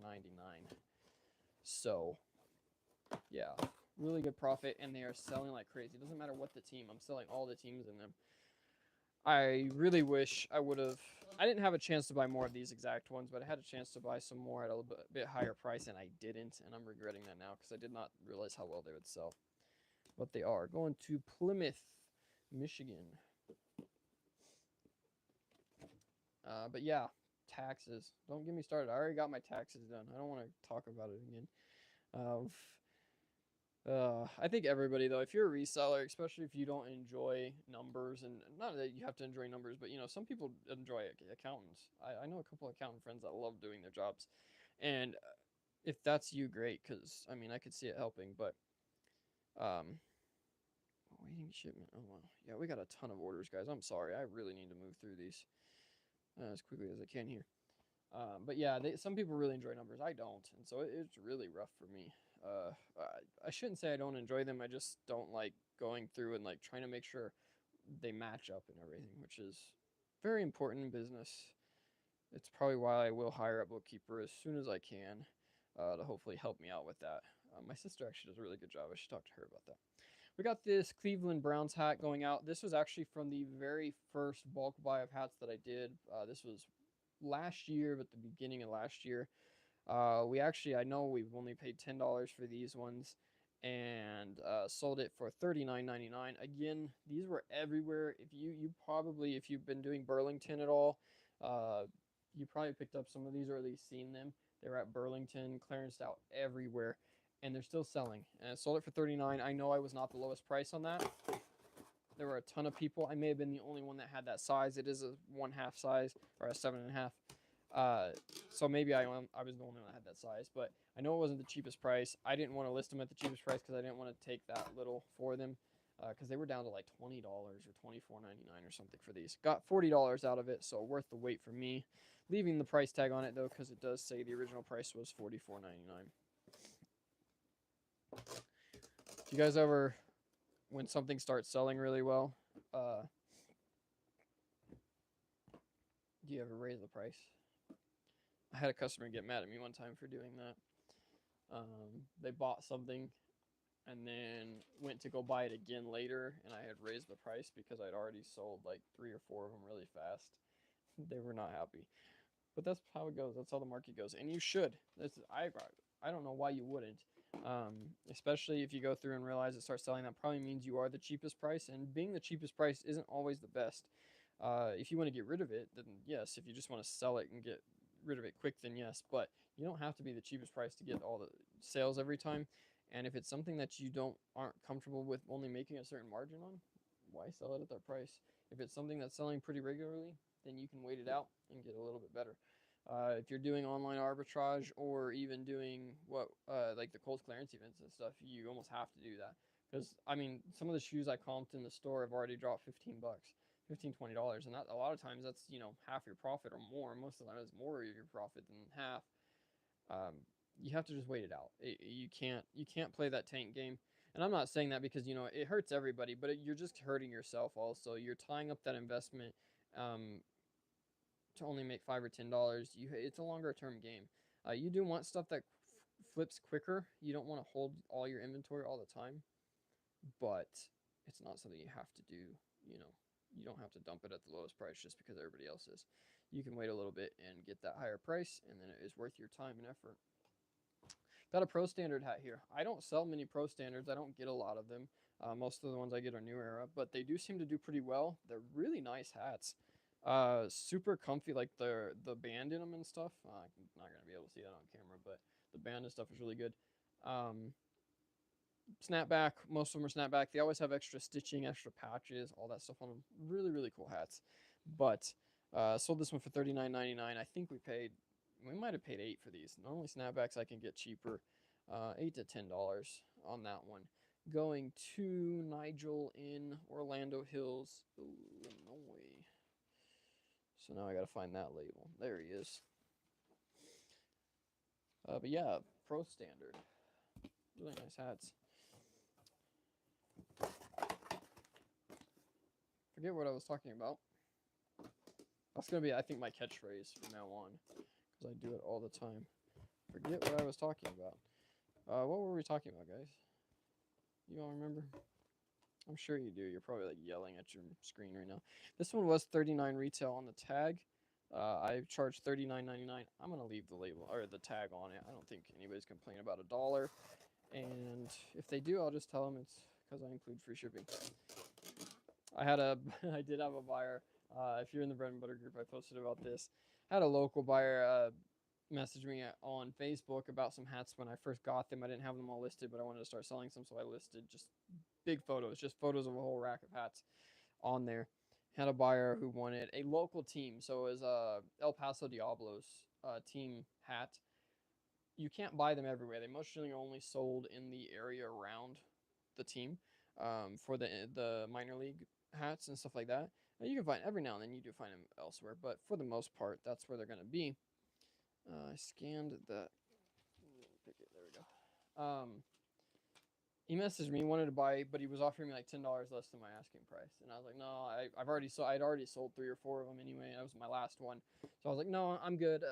You know, thanks for the offer, but I'm gonna stick to my original price. He was mad, well, he didn't say he was mad at first, but he like just quit messaging me, and then I think a week later he messaged me again. Hey bud, you willing to take the $10? Hey, when people call me bud, I don't know why, it annoys me, but he did, and I was like, no, you know, thanks man, but still sticking with my original price. He messaged me back like 2 or 3 times. He does this, and the last time he did it, he sent me a picture of another hat. He's like, you lost a sale. I bought this hat from somebody else. Got it cheaper. Said he got it cheaper. It was a better hat, looking hat, and something else, and like insulted me, like threw a insult at me or something like that. And normally it doesn't bother me. I don't care when people, you know, they can think what they want. But I was just like, after hassling me to give you a better price, you do that to me. So I said no worries. I sold it, and I did. It had already been like 3 weeks or whatever. It sold the new one, and he went off. It was so funny. I was having too much fun. I was literally doing it for fun. That's probably called antagonism? No, narcissism. I don't know. It's not a good quality to have, but I did it. It was like, you know, just wasting my time. It was on the weekend. I didn't really care. Just wasting his time. But he was mad, and he was mad that I didn't take $10 and how I didn't sell hats. I had hundreds of hats. He could see, he kept telling me, he's like, I said, I sell hats all the day, all the time. And he's like, he said, how did he put it?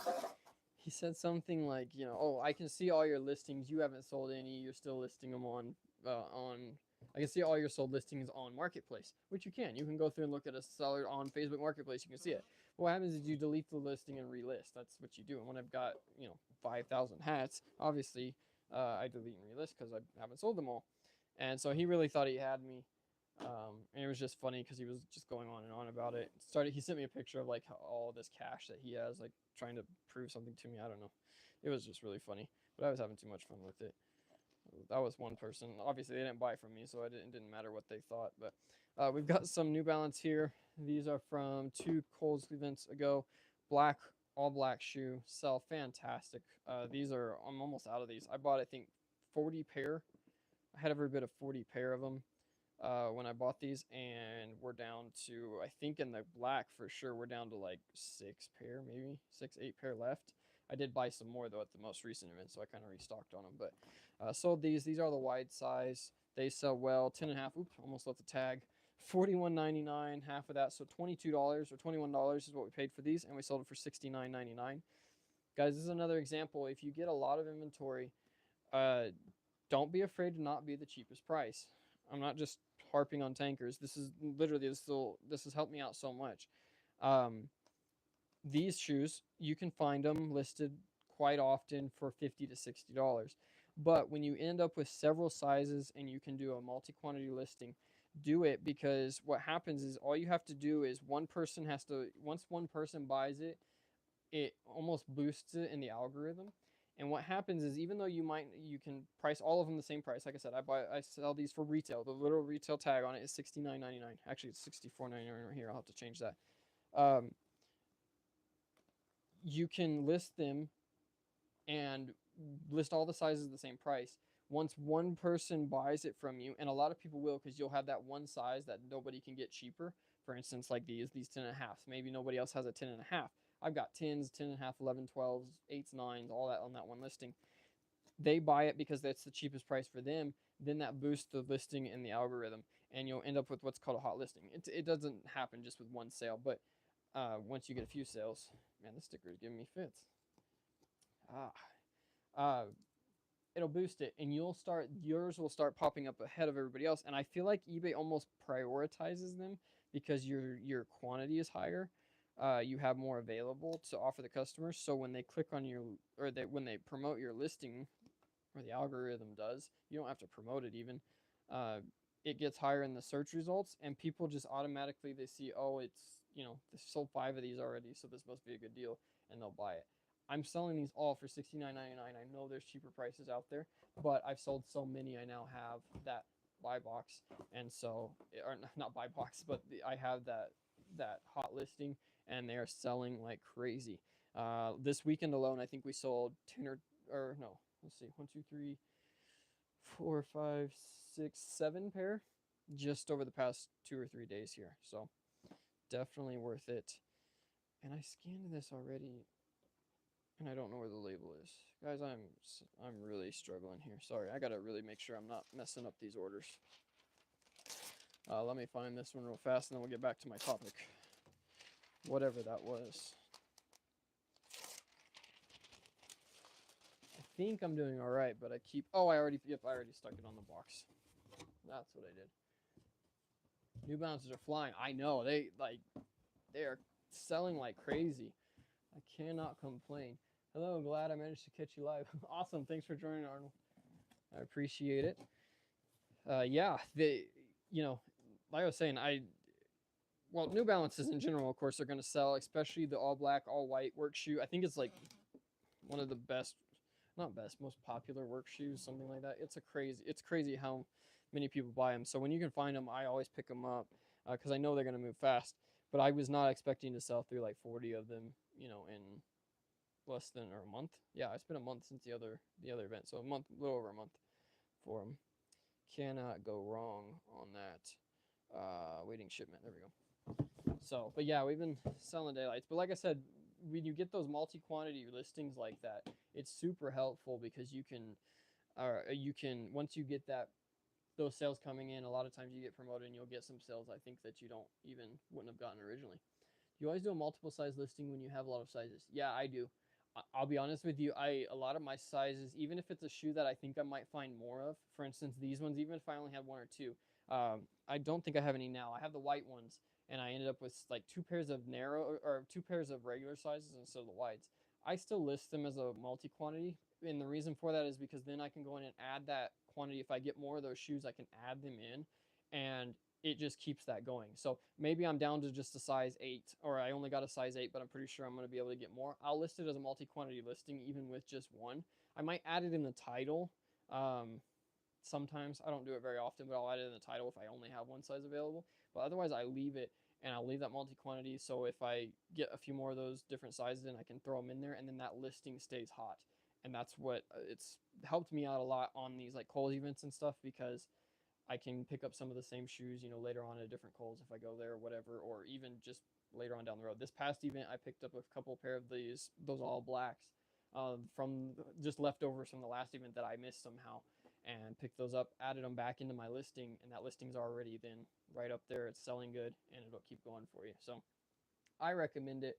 Not everybody does, that's everybody's opinion on it. So I don't. I'm never gonna say I've got the only opinion on it. But it seems to help me out a lot, so that's why I recommend it personally. But yeah, we've been selling the daylights. I actually have a big order coming up here on the New Balances I'll talk about in just a moment. Let's see. The next item we have is something from the bins.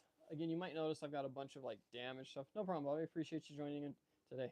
I've got a lot of damaged and used and stuff like that. Basically, this was my death pile from the bin stores. If it was damaged or anything like that, I would just throw it in a box. And I finally went through and did all those listings a few weeks ago, and it's selling. The stuff sells, obviously at a cost if you don't list them right. But yeah, we learned our lesson. This is a damaged sleeping bag or a sleeping bag insert, and it's a really good brand. When I comped it, it was really good, but it actually says damaged. Whoever the customer was that returned this to Amazon actually wrote on it. Kind of nice for us, if it is truly damaged. I opened it up and took pictures of the actual hole in the lining and stuff and listed it. Just wanted to get my money back, basically. Sold it for $20, paid $8 for it. So might have made a couple bucks on it, but just wanted to get my money back. And I probably listed it too cheap. It sold within 4 hours of me actually going live. So probably listed too cheap. Didn't think I would get that much more for a damaged item, but some people don't mind. Throw that in the bubble or the poly here because nothing's gonna hurt it.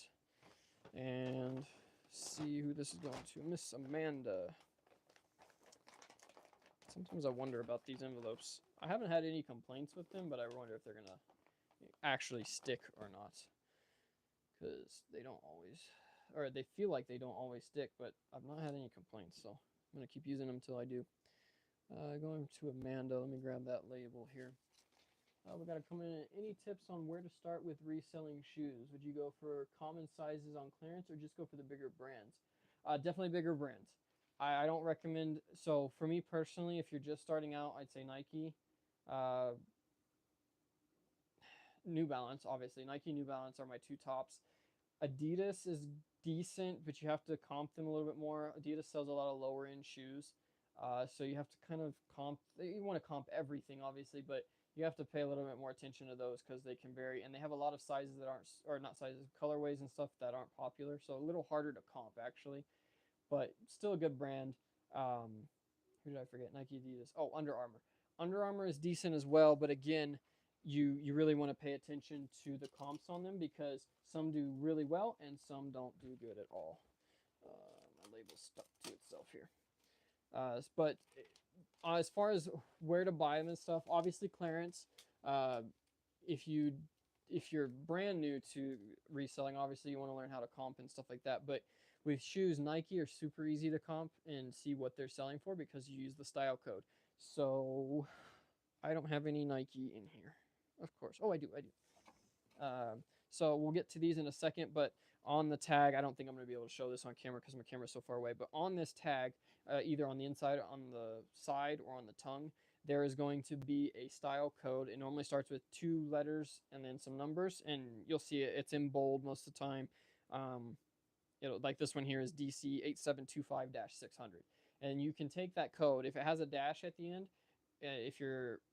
I always include it when I do my first result, but all you have to do is just literally search that style code, and on eBay, put that style code in, nothing else. And if you put that dash in the last 3 numbers, it'll actually pull up the exact colors. That way you can go through and see what the exact shoe, that exact color is selling for. If nothing comes up, you can get rid of those last 3 and just do the main part of the code, and that will give you the shoe maybe in different colors, but it'll still give you an idea of how well that shoe is selling. So you always want to comp them. But like I said, Nike is the easiest because everybody includes those in their listings. It's how people find, I think it's how a lot of people find specific shoes that they're looking for. So I definitely recommend doing it that way. Like I said, Adidas, you can do the same thing. They have a style code on the tag, and then Under Armour's a little bit harder. You have to normally search by the name on that. New Balance, there's a code you can search, but again, the name works a little bit better with those. Things it's so hard to find good deals here in Europe, so I'm a bit reluctant to start buying this new category. Yeah, I would not know in Europe how they're reselling. I'm very curious. I don't know if you were the one that commented, um, or did somebody send me a message? Somebody messaged me about it. I don't remember where it was now. About them reselling. Yes, yes, it was you. Yes, about the Legos. And you were saying that like there's not eBay over there or something like that. Or maybe I'm getting you confused with somebody else also. But somebody mentioned that there wasn't like eBay as a marketplace. It wasn't a marketplace over there. So reselling. I'm really curious, to learn about some of that stuff and how it works in other markets. It's just a fascinating idea because I know like eBay has Australia. Um, I think they have Great Britain and a few other UK areas over there um, that they do, and you can actually list on there if from as a seller from the US. I don't recommend it because the shipping can be a nightmare. And now, whenever you list with the global shipping, it actually shows up on their search results, so it helps out. But yeah, it is crazy. I don't know about other markets. I'm gonna be honest. I think you might have to look around and see what's popular over there. Um, yeah, these are listings, but you have to interact with the buyer via chat. There's no buy now button. Okay. Yeah. So it's kind of like Facebook used to be before Facebook Marketplace. A lot of people used to post in groups and you had to message and stuff like that. Now, Facebook Marketplace, you can actually buy the item. It has a buy button and stuff like that if they allow you to ship. Um, but yeah, that's crazy. Craigslist. Good old Craigslist. I did a lot of sales on Craigslist back in the day.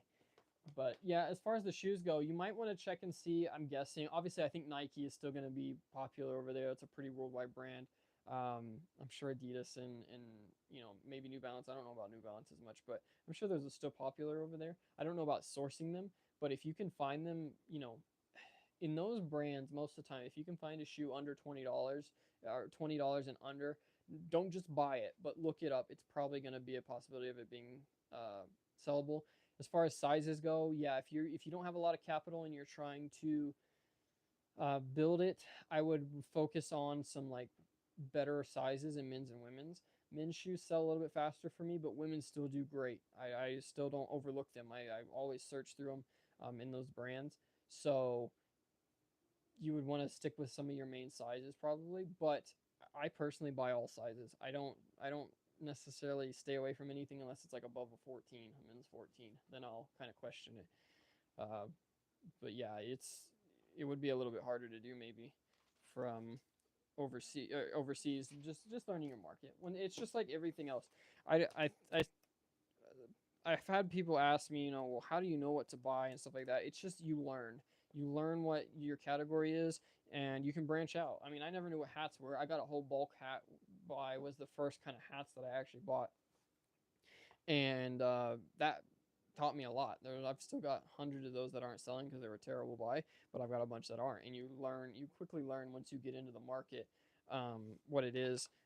The best advice is just comp everything, and you'll start to learn. As soon as you get in that market and start selling and start looking them up all the time, you'll learn what to kind of keep an eye out for.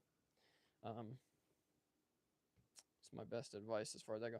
I get a lot of people that ask me, you know, okay, let me rephrase that. I don't get a lot of people. A lot of people ask me personally, not necessarily on here, but they ask me where I buy where I get my inventory. They have a hard time finding inventory, and I think one of the things with it is you just have to look everywhere you go when you first start. Once you get into it, you will find inventory everywhere. I walked into Walgreens the other day and found a whole bunch of sunscreen on clearance and bought the daylights out of it because they were like 79 cents. And when I say the other day, it's been a couple months ago, but it sold for like, $9-10 a bottle. 79 cents into $10. That was Walgreens. I don't source Walgreens. I never go in there for that. But you just keep your eyes open and you can find stuff everywhere to resell. There is not a market where you can't there's not ever a time when you can't find something. You just have to keep looking and you'll start noticing it more.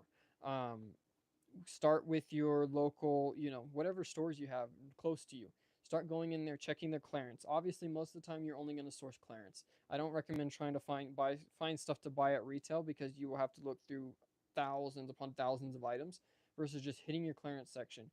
And once you do that, you'll start noticing things that you might be able to buy later on at retail. There are some flips out there, but for the most part, you're going to have to get a discount on it. And most of the time, I find if it's a name brand item, you're going to have 75% off minimum before it's almost worth buying. It's not the case all the time, but as just a general rule, uh, most of the time you have to have at least 75% off on a good comping item. So to find items that just go in a store and just look through everything, I don't recommend that. But definitely hit your clearance aisles and just, scan it or type in what the title of the item is or whatever you got to do, and pick a category that you enjoy. That's probably the biggest advice I think that has helped me out a lot. I love the bin stores. I love the whole idea of having a what do you call it? The thrill of the treasure hunt, because it's a lot of fun. But I hate listing it. I literally hate listing bin store purchases, and that's why I don't go there very often, because it sets and I prioritize everything else above it. Uh, so I recommend doing something that you like. If you like hats, if you like shoes, if you like, if you're into hobbies, Legos. Personally, I did it in like paintball stuff and Nerf guns and all that. Uh, Focus on those categories. You already know what you would pay for something. You already know kind of an idea of, hey, that's a cool set. That's probably worth this much or whatever. Start there. That if you're just getting started, do that, and then you can expand into others. Yeah, so I ended up with 100. I can't 100 Lego parts. Wow, that's crazy. Yeah, Legos is a whole nother story. Minifigures, all that stuff, that is crazy. What you can get into with those. Um, that's the best place to start, and then you'll start branching out, and you'll start noticing other things in that category. Toys, obviously with toys, a lot of people that go into Legos, no action figures, stuff like that. Um, Focus on that. There's always plenty out there to buy in your category. You don't have to go find a new category. In my opinion, you don't have to go find a new category to find more product to source, unless you are just really niched down into a small market. Next up, we've got the Sniper Pig. That's a pretty cool hat. This is like a name brand. I forget what they call it. Oil field hats. They have them with like oil rigs and stuff like that. They're pretty popular around here because of the oil industry in Texas. This one here sold for $29.99. Oh, sorry, $34.99, and we paid $5 at a $5 hat sale. So definitely worth the pickup there. Sold actually pretty quick too. I think I'm just gonna peel this label off because it's got stuff stuck to it, and it's not an original. This is the store label, but yeah, brand new hat, $35. You never know what you're gonna sell. Never thought I'd sell a Sniper Pig hat. Didn't even know there was such a thing, but it is, and we sold it. So 5 into 35. I love those type of sales, guys. If I can get cheap inventory and sell it for like 20-30 bucks, I love that. That's bread. That's my bread and butter, literally. Those sales keep the lights on. The big sales are awesome, but those small sales add up quicker than anything else. I forgot to mention our total this week. Total sales for both platforms, I believe, was $1,700 over Friday, Saturday, and Sunday, which is decent. I am not complaining about that. I shouldn't, at least. I still complain because I feel like the order number was down, but we did really good. So thankful for that, as always. Helps us keep this ship afloat and keep my bills paid. So this is the next order. That was a big one that I was talking about. We actually sold 3 pair of the the New Balance all white shoes. Or excuse me, they're not all white. They're almost all white. So this was, again, that other pair I mentioned, the black ones we just sold earlier. Same SKU number, just different colorway. We bought these from the Kohl's clearance event. I paid $22 to $23 or $21 to $22 a piece for these. And literally a buyer messaged me, and this is how I know feedback do matter, guys. It doesn't necessarily matter to most buyers, but it does to some. I received a message right before this buyer bought all 3 pair of these in the same size. Bought all of my size 12s. They asked me, oh no, I'm sorry, I'm getting my stories mixed up. They did message me and ask me to make sure these were 4 wide. They wanted to make sure these were the 4E wide models, not the standards. And I misunderstood their question. I thought they were asking if they were the narrow or the standard width. And I was bummed because I was like, oh man, I don't think I have any in that size for you. And they're like, no, we actually wanted the wide. We just wanted to make sure they were the wide version. And then I was like, okay, great. They're like, we're going to purchase now. Sent the order over and they bought all 3 of them. So I don't know if somebody just really likes these shoes and wanted to make sure they didn't run out because they are discontinued, which does happen. I've had it happen a couple of times where people have bought several sizes, but I happen to have 3 of these and they bought all 3. So all 3 of these sold for purchased for $21, sold them for $69.99 each. They're all going to the same buyer. I have a big box that I'm hoping these are all going to fit in. Oh, that's not the right box. Where did I put the box? There we go. So let's see if they fit. Oh, I don't think they're going to. We'll find out. Nope. Not gonna happen. All right. So I'm gonna have to hold off on this order too. Box it because I don't have a big enough box. I have a box out in the back or in the garage, but I don't have it with me. So I'm gonna have to hold off. But we did sell all 3 of these pair to the same buyer, which is always awesome. That total actually came up to $210 for 3 pair of New Balance shoes at retail price. Cannot go wrong. Let's skip ahead, trying to get this done as quickly as possible so you guys don't have to hang out the whole day to see the garage if you're wanting to see that. Thank you guys so much for watching. We've had 10 watchers for the past, I want to say 30 minutes, 20, 30 minutes. Thank you guys so much. Greatly appreciate the support. If you haven't already, I appreciate it if you could hit that like button for me. Helps me out a lot. Thank you guys for sticking around. Means a lot. And your guys' comments are awesome. Helps me keep track of what I'm doing and give me some topics to talk about. Bought these from a Burlington clearance event. Well, not clearance event, but the Burlington clearance tag. These were $19.99. These are Tevas. Teva is a good brand. These did not sell well. These took at least a year to sell. And that was a bit of a bummer. I thought these would sell quick because they seem to have really good sell-through. I may have done a bad listing. I'm not sure. Maybe I missed something in it. But they did finally sell. We did sell them for $79. So 20 into 80 is a good sale.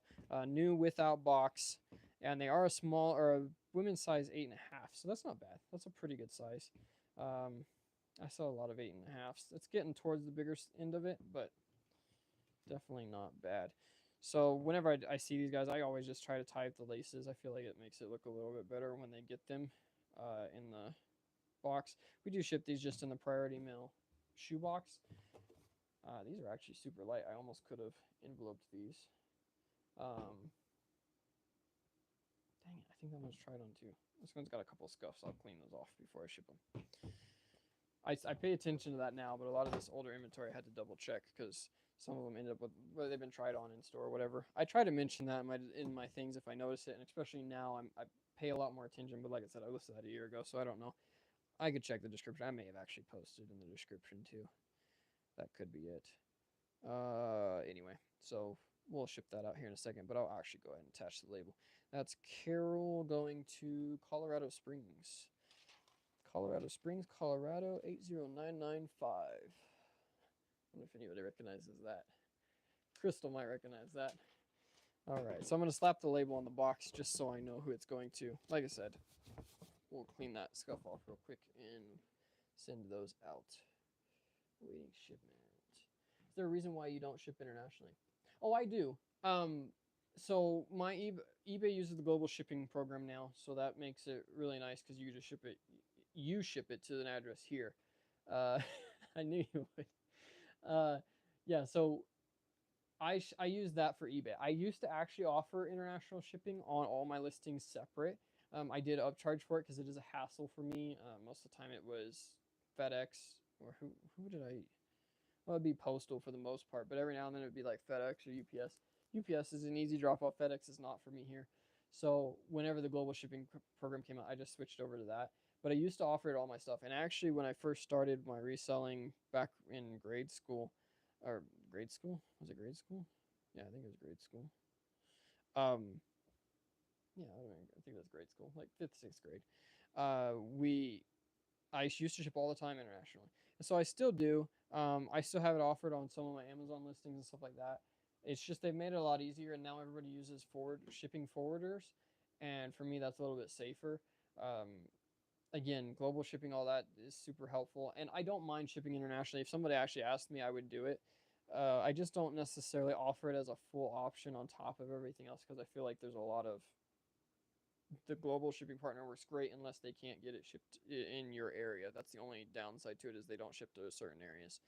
But a lot of times that's because there's higher rate of package loss and stuff like that too. So you never know. We sold another pair of these New Balance here also, the white ones, size 13s and the 4 wides, $69.99 from 21. Let's make sure I grab the tag.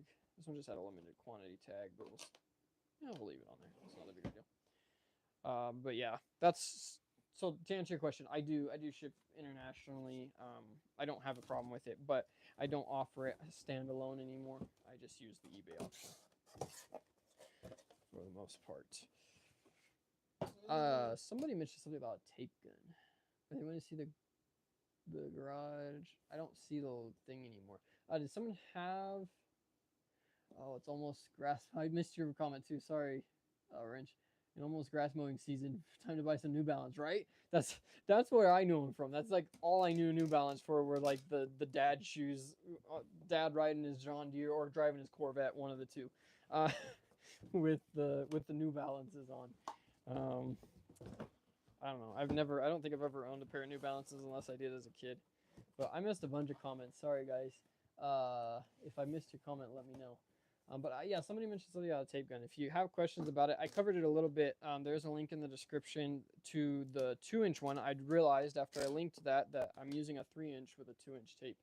So I like it, works perfectly. So personally, buy the 3-inch and then you can use it for both if you so choose.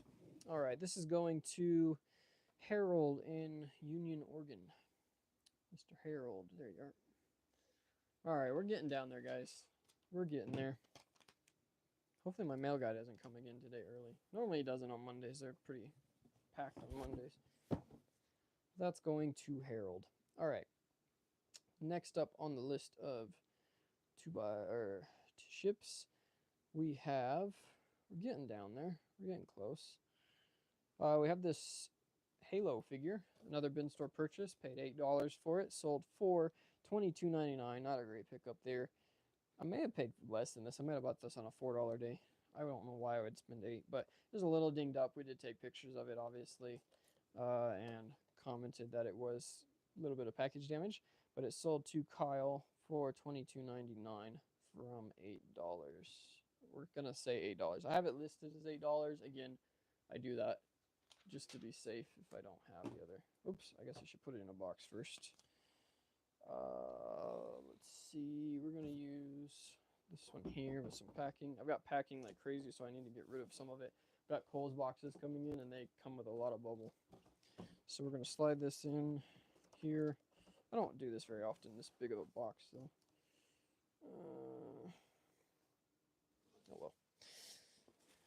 What's a little packing to go? Save all your bubbles if you don't. Obviously, most resellers do, but if you don't, for some random reason, I would recommend it. I love getting boxes in from like Amazon or Walmart. Walmart's notorious for sending huge amounts of bubbles or bubble mailers in there. Like they'll send this size of an item in like a 12 by 12 box. Oh, I forgot to peel the thing. That's the other nice thing about these priority boxes. If you're shipping priority mail, is you can just seal them up. They don't require tape. It's kind of nice. Let's see here. USPS. All right. What was I talking about again, guys? I lost track for the third or fourth or fifth time this video. The comments. Oh, yeah, the tape gun. I talked about that already. By the way, guys, I leave my comments down in the thing. They are affiliate links, and I do mention. I do want to mention that. And I appreciate if you use them, but you don't have to. If you don't find the price or anything like that, it is mostly eBay affiliate links. If you can look for them, it's just a link to show you what the item is, and then if you don't see what you're looking for, then you can obviously go find them or find them a cheaper price. I don't care. But I do use the eBay affiliate program, so we are listed there as well. All right. We've got the next item is another bin store purchase. The reason why a lot of these are selling is because I did recently list a whole bunch of them. Stuff that I either forgot about or were damaged or anything like that. I went through and just finally got rid of all of it and listed it all. That way it can start moving. This is a, I want to say Timo ring hair straightening comb. It was, I believe, new. Yeah, new in box. Sold that one for $39.99, and we did pay $8 for that one. I boxed myself in, guys. I can't even get out to get the box. But yeah, we did sell that one for $39.99. It took a minute. Oh no, it didn't take a minute to sell. Sorry, this was something that I had in my inventory that I forgot, or I didn't get listed, or something happened with it, and so it never actually got listed, and it was sitting in my inventory or in a tote as if it was listed. So I like to go through there every now and then, look up stuff just to make sure I still have it listed. And sure enough, when I was moving it, I was putting it in a different tote, trying to find it to change the SKU, and that's when I realized that I hadn't actually listed it. I don't know if I just threw it in the wrong tote or what, but we did. Hopefully it fits in this one. Yes, it does. All right, perfect. Gonna use some more of these big bubbles here. But yeah, that's something too. How many of you guys go through your inventory and make sure it's all listed? Because I hate doing it. But I don't do a year-end inventory. Like I know Adam talks about doing year-end inventories. And I know some people do, especially depending on how you file your taxes.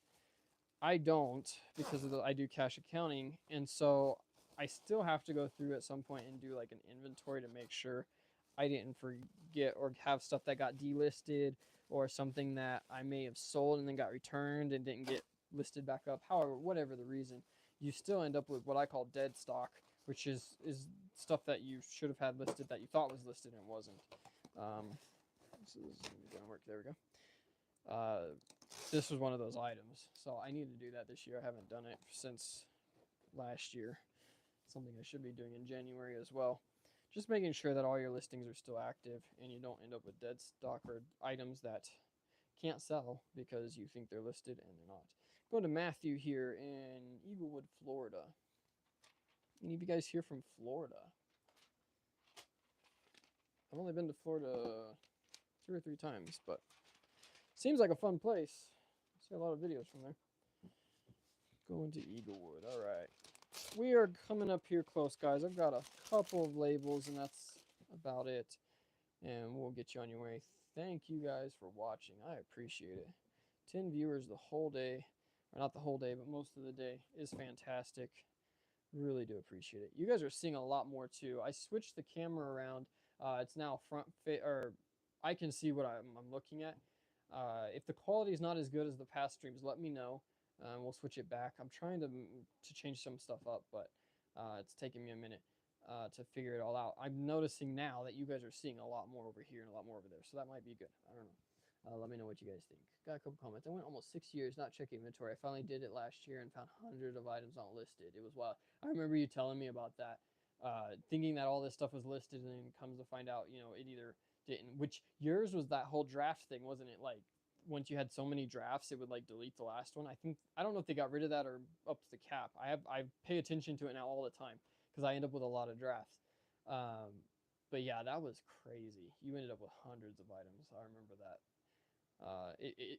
It's something you should do. I mean, I try to do it every year, but it probably should be done at least every 2 years because you're gonna find inventory that you're not. Once you get larger, it's still a big deal. It's not a small issue, but you really won't notice it as much for sure then.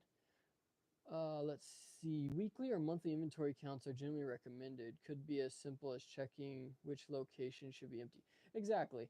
So I come from obviously retail background, and so we did inventory once a year, but it wasn't as big of a deal because you didn't have to do it weekly or whatever, the way the store operated, because you ordered everything. When you have a point of sale system, then it kind of keeps track of that, but then you have theft and misplacements and stuff like that too. It's one of those things. If you've got a small enough inventory that you can do it monthly, then yeah, it would be recommended. I don't see it being necessarily to do that often. If you've got a good inventory system, let's put it that way. If you've got a good inventory system set up, then I don't see it as important to do it as often. But yeah, it doesn't hurt, and it doesn't hurt to spot check. you know, whenever you're in that area, I do it all the time. If I go and pick up a pair of shoes and I see I have like 20 shoes list or 20 shoes of the same style or whatever, then I'll go in and try to make sure that that is priced competitively or something like that. And I that's just what I call spot checking. And I do recommend doing that. If you see a lot of shoes and you're like, hey, I don't remember selling these or I don't even remember listing these, I did that the other day. Had some hunter boots that we picked up for like 10, 12 bucks, and we bought a bunch of them. Somehow I never got the listing up. And I don't even remember listing it, but I noticed the whole stack and I'm like, oh, shoot, that was one of those items. And sure enough, I had to go in and list them. And I missed this season of selling them. So that kind of sucked. But yeah, definitely recommend looking at it. If you've not got anything else to do, find something to do. That's the other thing that just drives me nuts with resellers. I see a lot of time, oh, you know, no sales, you know, going sourcing on the weekend, you know, what am I going to do today? Like, find something. There's always ways you can, you know, look up comps and make sure your items are listed competitively. Look up for missing inventory, all of that stuff. You've got to stay busy. Just like in any other business, you have to stay busy. Thank you for the like, whoever that was. Appreciate it. On the video, appreciate those. Those helped with the algorithm. Let's see. It was partly the drafts thing, and then just somehow they fell off eBay. I personally think I've had a couple of items do that. For instance, that hair dryer or the comb hair dryer thing, whatever it was, every other item in there was listed, and I remembered looking it up. I remember comping it, everything. Um, I I don't know. It may have just fallen off. Maybe I didn't hit the draft, or maybe it just timed out in drafts. That I've had that happen too. I don't know, but it sucked because that was something I could have had $40 to buy something else from later on. Here's a story. Let's see. How does the reseller not have something to do? I have too much to do. I know. I always feel like I get so close to getting caught up to where I'm good, and I'm like caught up on everything, and then I lose it. Like literally, right before taxes, I got all my inventory listed. Didn't have any death pile or anything. I was so proud of myself. I went to do taxes, and once I got done with taxes, I had like 20 more items. I had like, you know, I'd bought some inventory or some came in or whatever, or returns, anything. I had a whole list of stuff after I got done with taxes. I'm like, well, it was a nice day to be caught up. You should always have something to do, but I think that's why. I think a good reseller, a good business person in general, isn't going to just have a bunch of time free. They are going to utilize their time and find something to help grow their business, and that's what makes you successful. It really does.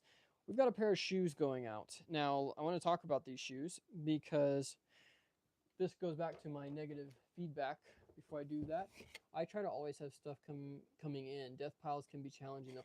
Yeah, I mean, I don't even try anymore, and I always find stuff. These Kohl's clearance events, I go to those. That puts me in you know, El Paso or a big city, and so then I'll hit more stores. I always end up with inventory coming in, or online deals or anything like that, and I don't even hardly look. I would love to have to go look for inventory, but I just don't right now, and I don't really need to be buying a ton more at the moment either with moving. But yeah, it's a crazy. You should always have something to do, and you're always going to have inventory. And death piles aren't bad. I don't think a death pile is necessarily a bad thing. Obviously, if you're doing your listings and you're not taking that time, the death pile just means you have inventory ready to go and it keeps it going. I find a death pile bad when you do like I did with those damaged items and just let them sit for 2 years and never touch them. That type of a death pile isn't good, for sure. You definitely want to get it listed. So back to my story here. This is in response to everybody says feedback don't matter. I say feedback doesn't matter, but it does to certain buyers. And this was one of those instances. The buyer actually messaged me about these track cleats, which we showed a little bit earlier. These are Burlington Fine $16.99. These came with the bag and the spikes. Leave the spikes with it. Sold the bag for 20 bucks. So we already literally got our money back for these shoes, and we sold these shoes for. Oops, I covered up the price. Sold these shoes for $49.99. So $49.99, basically straight profit, is definitely nice to have. I'll throw this back in here.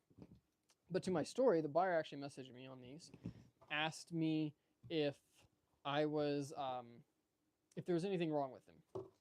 And I was like, well, why would you ask that? You know, they're listed as new without box. You know, why would you ask that? Then it dawned on me, the feedback.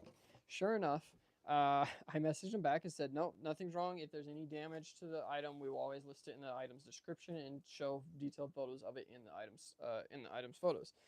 But if the item doesn't have that, then there won't be any issues. It'll just be out of box, you know, and so on and so forth. Give him a really polite answer. It's obviously not their fault. And sure enough, he was like, no, no worries. I'm so sorry to bother you. just wanted to make sure everything was good on them before purchasing, blah, blah, blah. And then it dawned on me, I got that negative feedback on those shoes that somebody had purchased, and they were new without box and all that. And I'm 95% sure that person read that feedback and then at least was decent enough to contact me and ask questions about it. And I provided them evidently a great enough answer that they purchased them just an hour or two later. So it does matter, but to be worried about it, there's nothing you can do about it. And if you're doing your job correctly, then respond to it in a professional manner. Let the buyers see that you actually addressing the situation, not just leaving it there and making them ask questions. Because if they only hear one side of the story, they don't even have a choice but to just take that side of the story. So always respond to them. But I do think it does affect some buyers. But I also feel like that's also if it's been a recent feedback, because when they click on feedback, they see it first thing. And that's what happened. It was literally my most recent feedback, so it was right at the top of the list. And I hadn't responded to it either yet because I'm still waiting for the case to close. So I never respond to it until everything's done, refunds back or whatever we need to do with it. But yeah, so it does matter, but it's not something you can worry about. You just have to be professional about it. Try to avoid it in the future if it was your mistake, like it was mine on some of them, and move forward. They fall off after a year, anyways. And the buyer actually, or the Facebook for business actually told me that negative feedback no longer affects your account health. No, that's not how they worded it. You don't get a I call it a ding or whatever on your selling account for it. So that's really nice to know. Obviously, it doesn't help your feedback, but evidently they're not judging metrics off of feedback anymore. I don't know if they ever did, but I always considered it to be an issue, but evidently it's not. Sold another pair of cleats. We're selling lots of cleats. It is cleat season. These are actually, no, these are baseball. These are baseball turf cleats that we purchased from Burlington, I believe. Yeah, Burlington, 1999. Take the tags off, of course. Don't leave them on. Sold these for $75. And we did hold these for a little bit, but it's now baseball season. It's just now coming back in.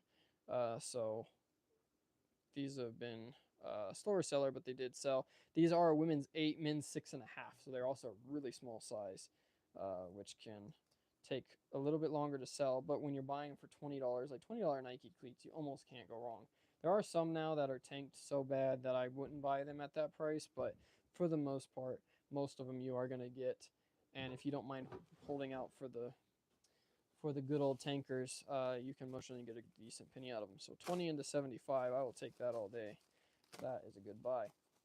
Let's see here. Going to Louisville, Kentucky. It's a money pile. It'll make money someday. Yeah, it's an investment. It's like an investment. You stick your money to the side. That's a death pile. No, death piles get a bad name, but I've seen some people that have some crazy death piles, and it is insane. Once red carpet sells out, the price comes back. Exactly. For those of you that aren't in bread and butter, but do purchase from Burlington, Ross, and Marshalls, if you're ever comping and you see the guy with the red carpet in the listing, don't ever judge your comps by his. I mean, you do have to pay attention. If he has a bunch of them, then obviously his are going to sell before yours. But I don't know if the guy's stealing. I don't know if he's using like free, fraudulent labels. I don't know what he's doing. But like these particular cleats, if he got them, I sold them for $75. Guarantee he had them listed for $39.99. Like I don't know what he is doing. We call him Red Carpet Guy over there in the Discord group because literally it was Burlington forever, or was it Ross? I think it was Burlington. It was Burlington, yeah, because of all the cleats. It was Burlington forever, and then he started getting into the Ross stuff. So I don't know. Everything he sells is like $20 under market price, and he tanks the daylights out of it. So it really hurts the market. And even if he only has one, everybody that buys it at that time listed at his price. So then you've got 5 people that listed at this cheap price, and they should never sell for that. Should never sell for that low. We are almost done, guys. I think I have one more order here.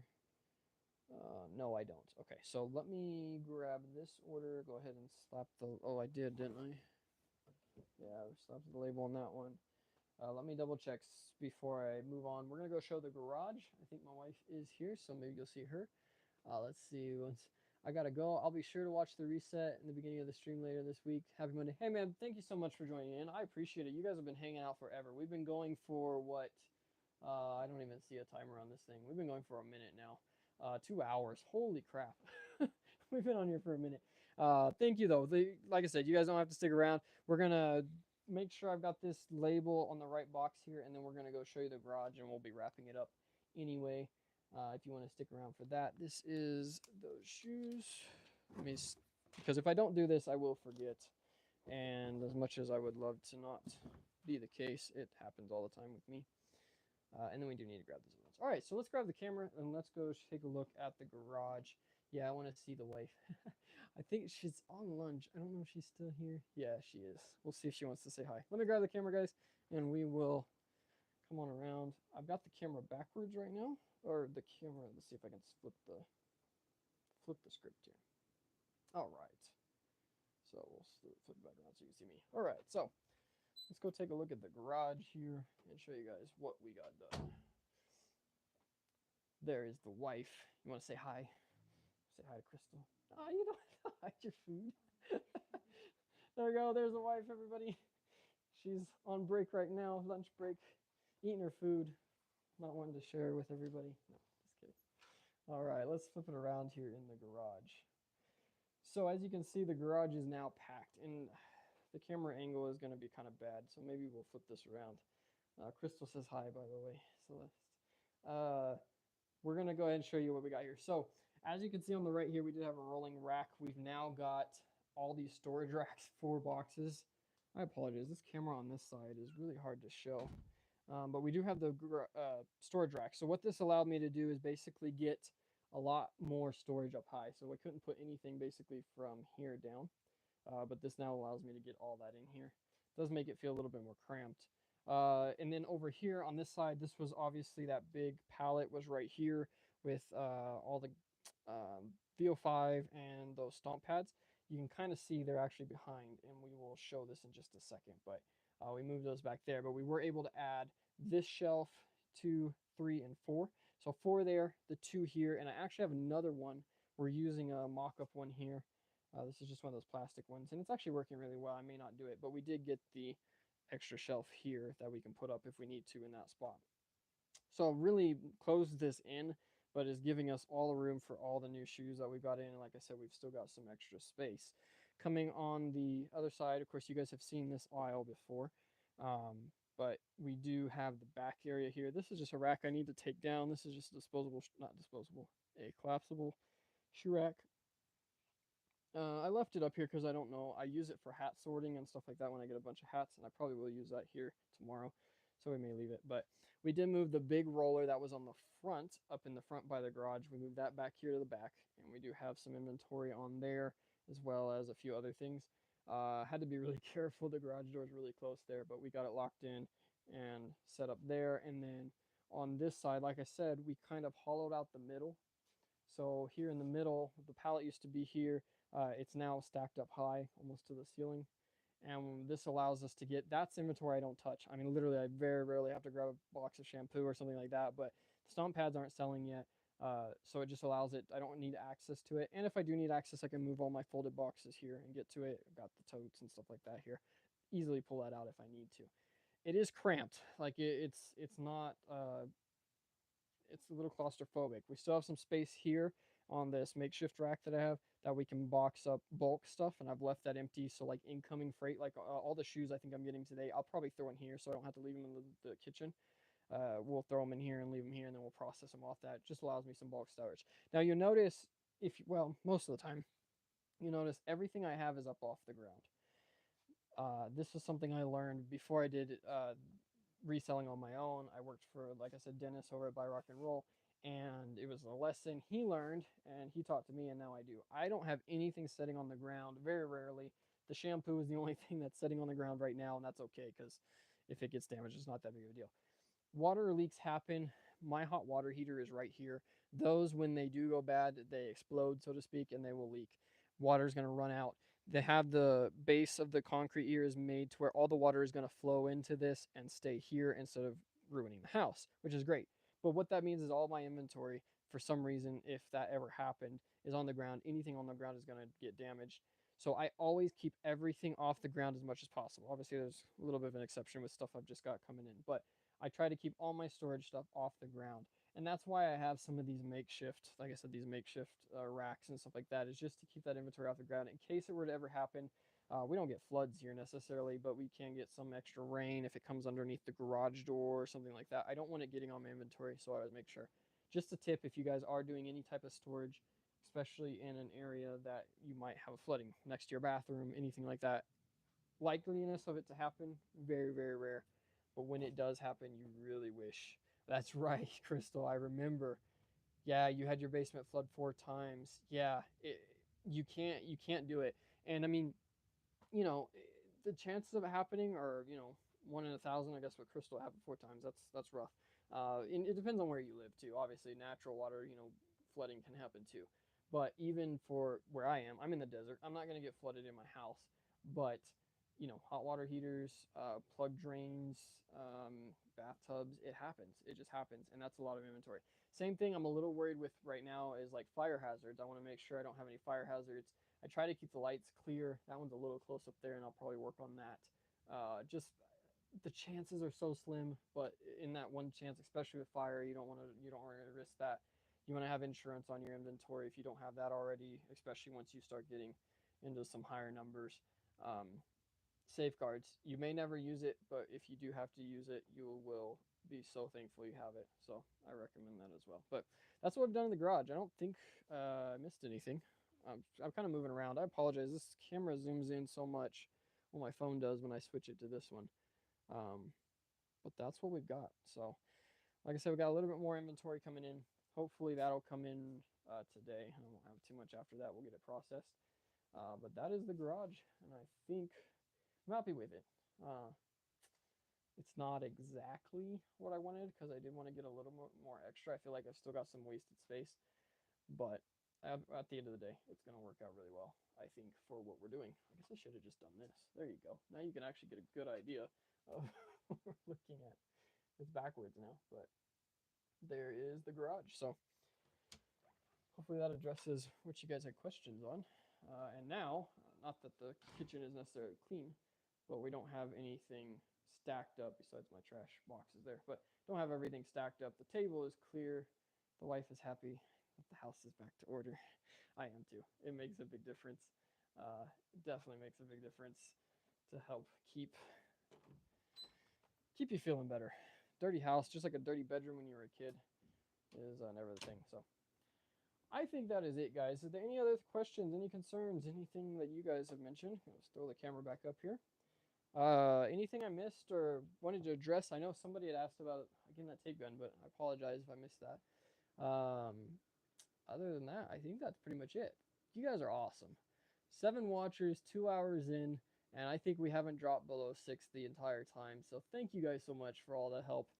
If you're watching this, if you're rewatching this and you haven't watched this before, hit that subscribe button if you want to see more. I do other stuff than just lives. I've really focused on the lives because I feel like that's kind of an area that's not addressed as much, and I like it better. I like to be just open and honest and not have to do a lot of editing. So that's why I like labels are falling. That's why I like doing the lives. I feel like it's a little bit more. Obviously, it's 12, 2 hours long. That's a bit to watch. So if you've stuck around through the whole thing, thank you, thank you, thank you. If you're rewatching this, thank you so much. Really appreciate it. We'll be keep doing these. We're gonna come up with some more topics, some more ideas. If you've got any yourself, let me know. Leave them in the comment box or shoot me a private message if you don't necessarily want it to be public, whatever. I'm happy to talk about what you guys want to talk about, just as much as I do my own rambling. We're going to be trying to do these are just video ideas I'll throw out there for you guys. Let me know what you think. We're going to try to do some sourcing videos live. I would love to do some live sourcing. I don't know how that's going to work with my phone because I use my phone to comp, so it's going to be kind of hard. But we might do that. We'll see what happens. Get some live sourcing. That'd be really cool. Also want to do some more listings and show you guys some of the listings that I do. Maybe hang out for a day and talk about different things. 2 phones. Yeah, because I'm rolling in the dough for 2 phones. No, I do need to figure something out. I don't know how to do it. I don't know. Gotta figure that part out. But it's just some ideas that we've got coming up. I don't want to just always be behind this table shipping, but that is the easiest thing for me to do and still be able to talk to you guys. And I get to do like a what sold kind of style too. So I get to show you guys what sold, where we got it, and so on. For instance, I've got more hats that sold that I don't aren't shipping out today. Just different things like that. I do enjoy that too. Not, and I don't want people to feel like I'm doing the what solds to brag. That is not my intention. The whole idea of a what sold is to show you guys where we source stuff, where we get it, what we pay for it, and show you guys that there's opportunities out there everywhere. As Adam says, there's money to be made everywhere. Go get it. It's true. It really is. You just have to find it, and you know that's the whole idea of behind the what's sold is just to show you guys what I'm selling. Maybe it gives you guys some ideas, and can help you out. And that's at the end of the day, that's what I want to be. I want to be able to hang out with you guys, help you guys out if you can. I want you guys to be able to help me out if you can. That's always I might have questions and stuff, and I will have questions.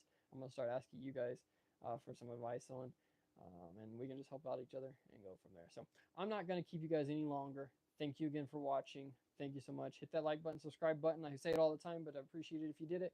And we will see you guys in the next video. Thanks.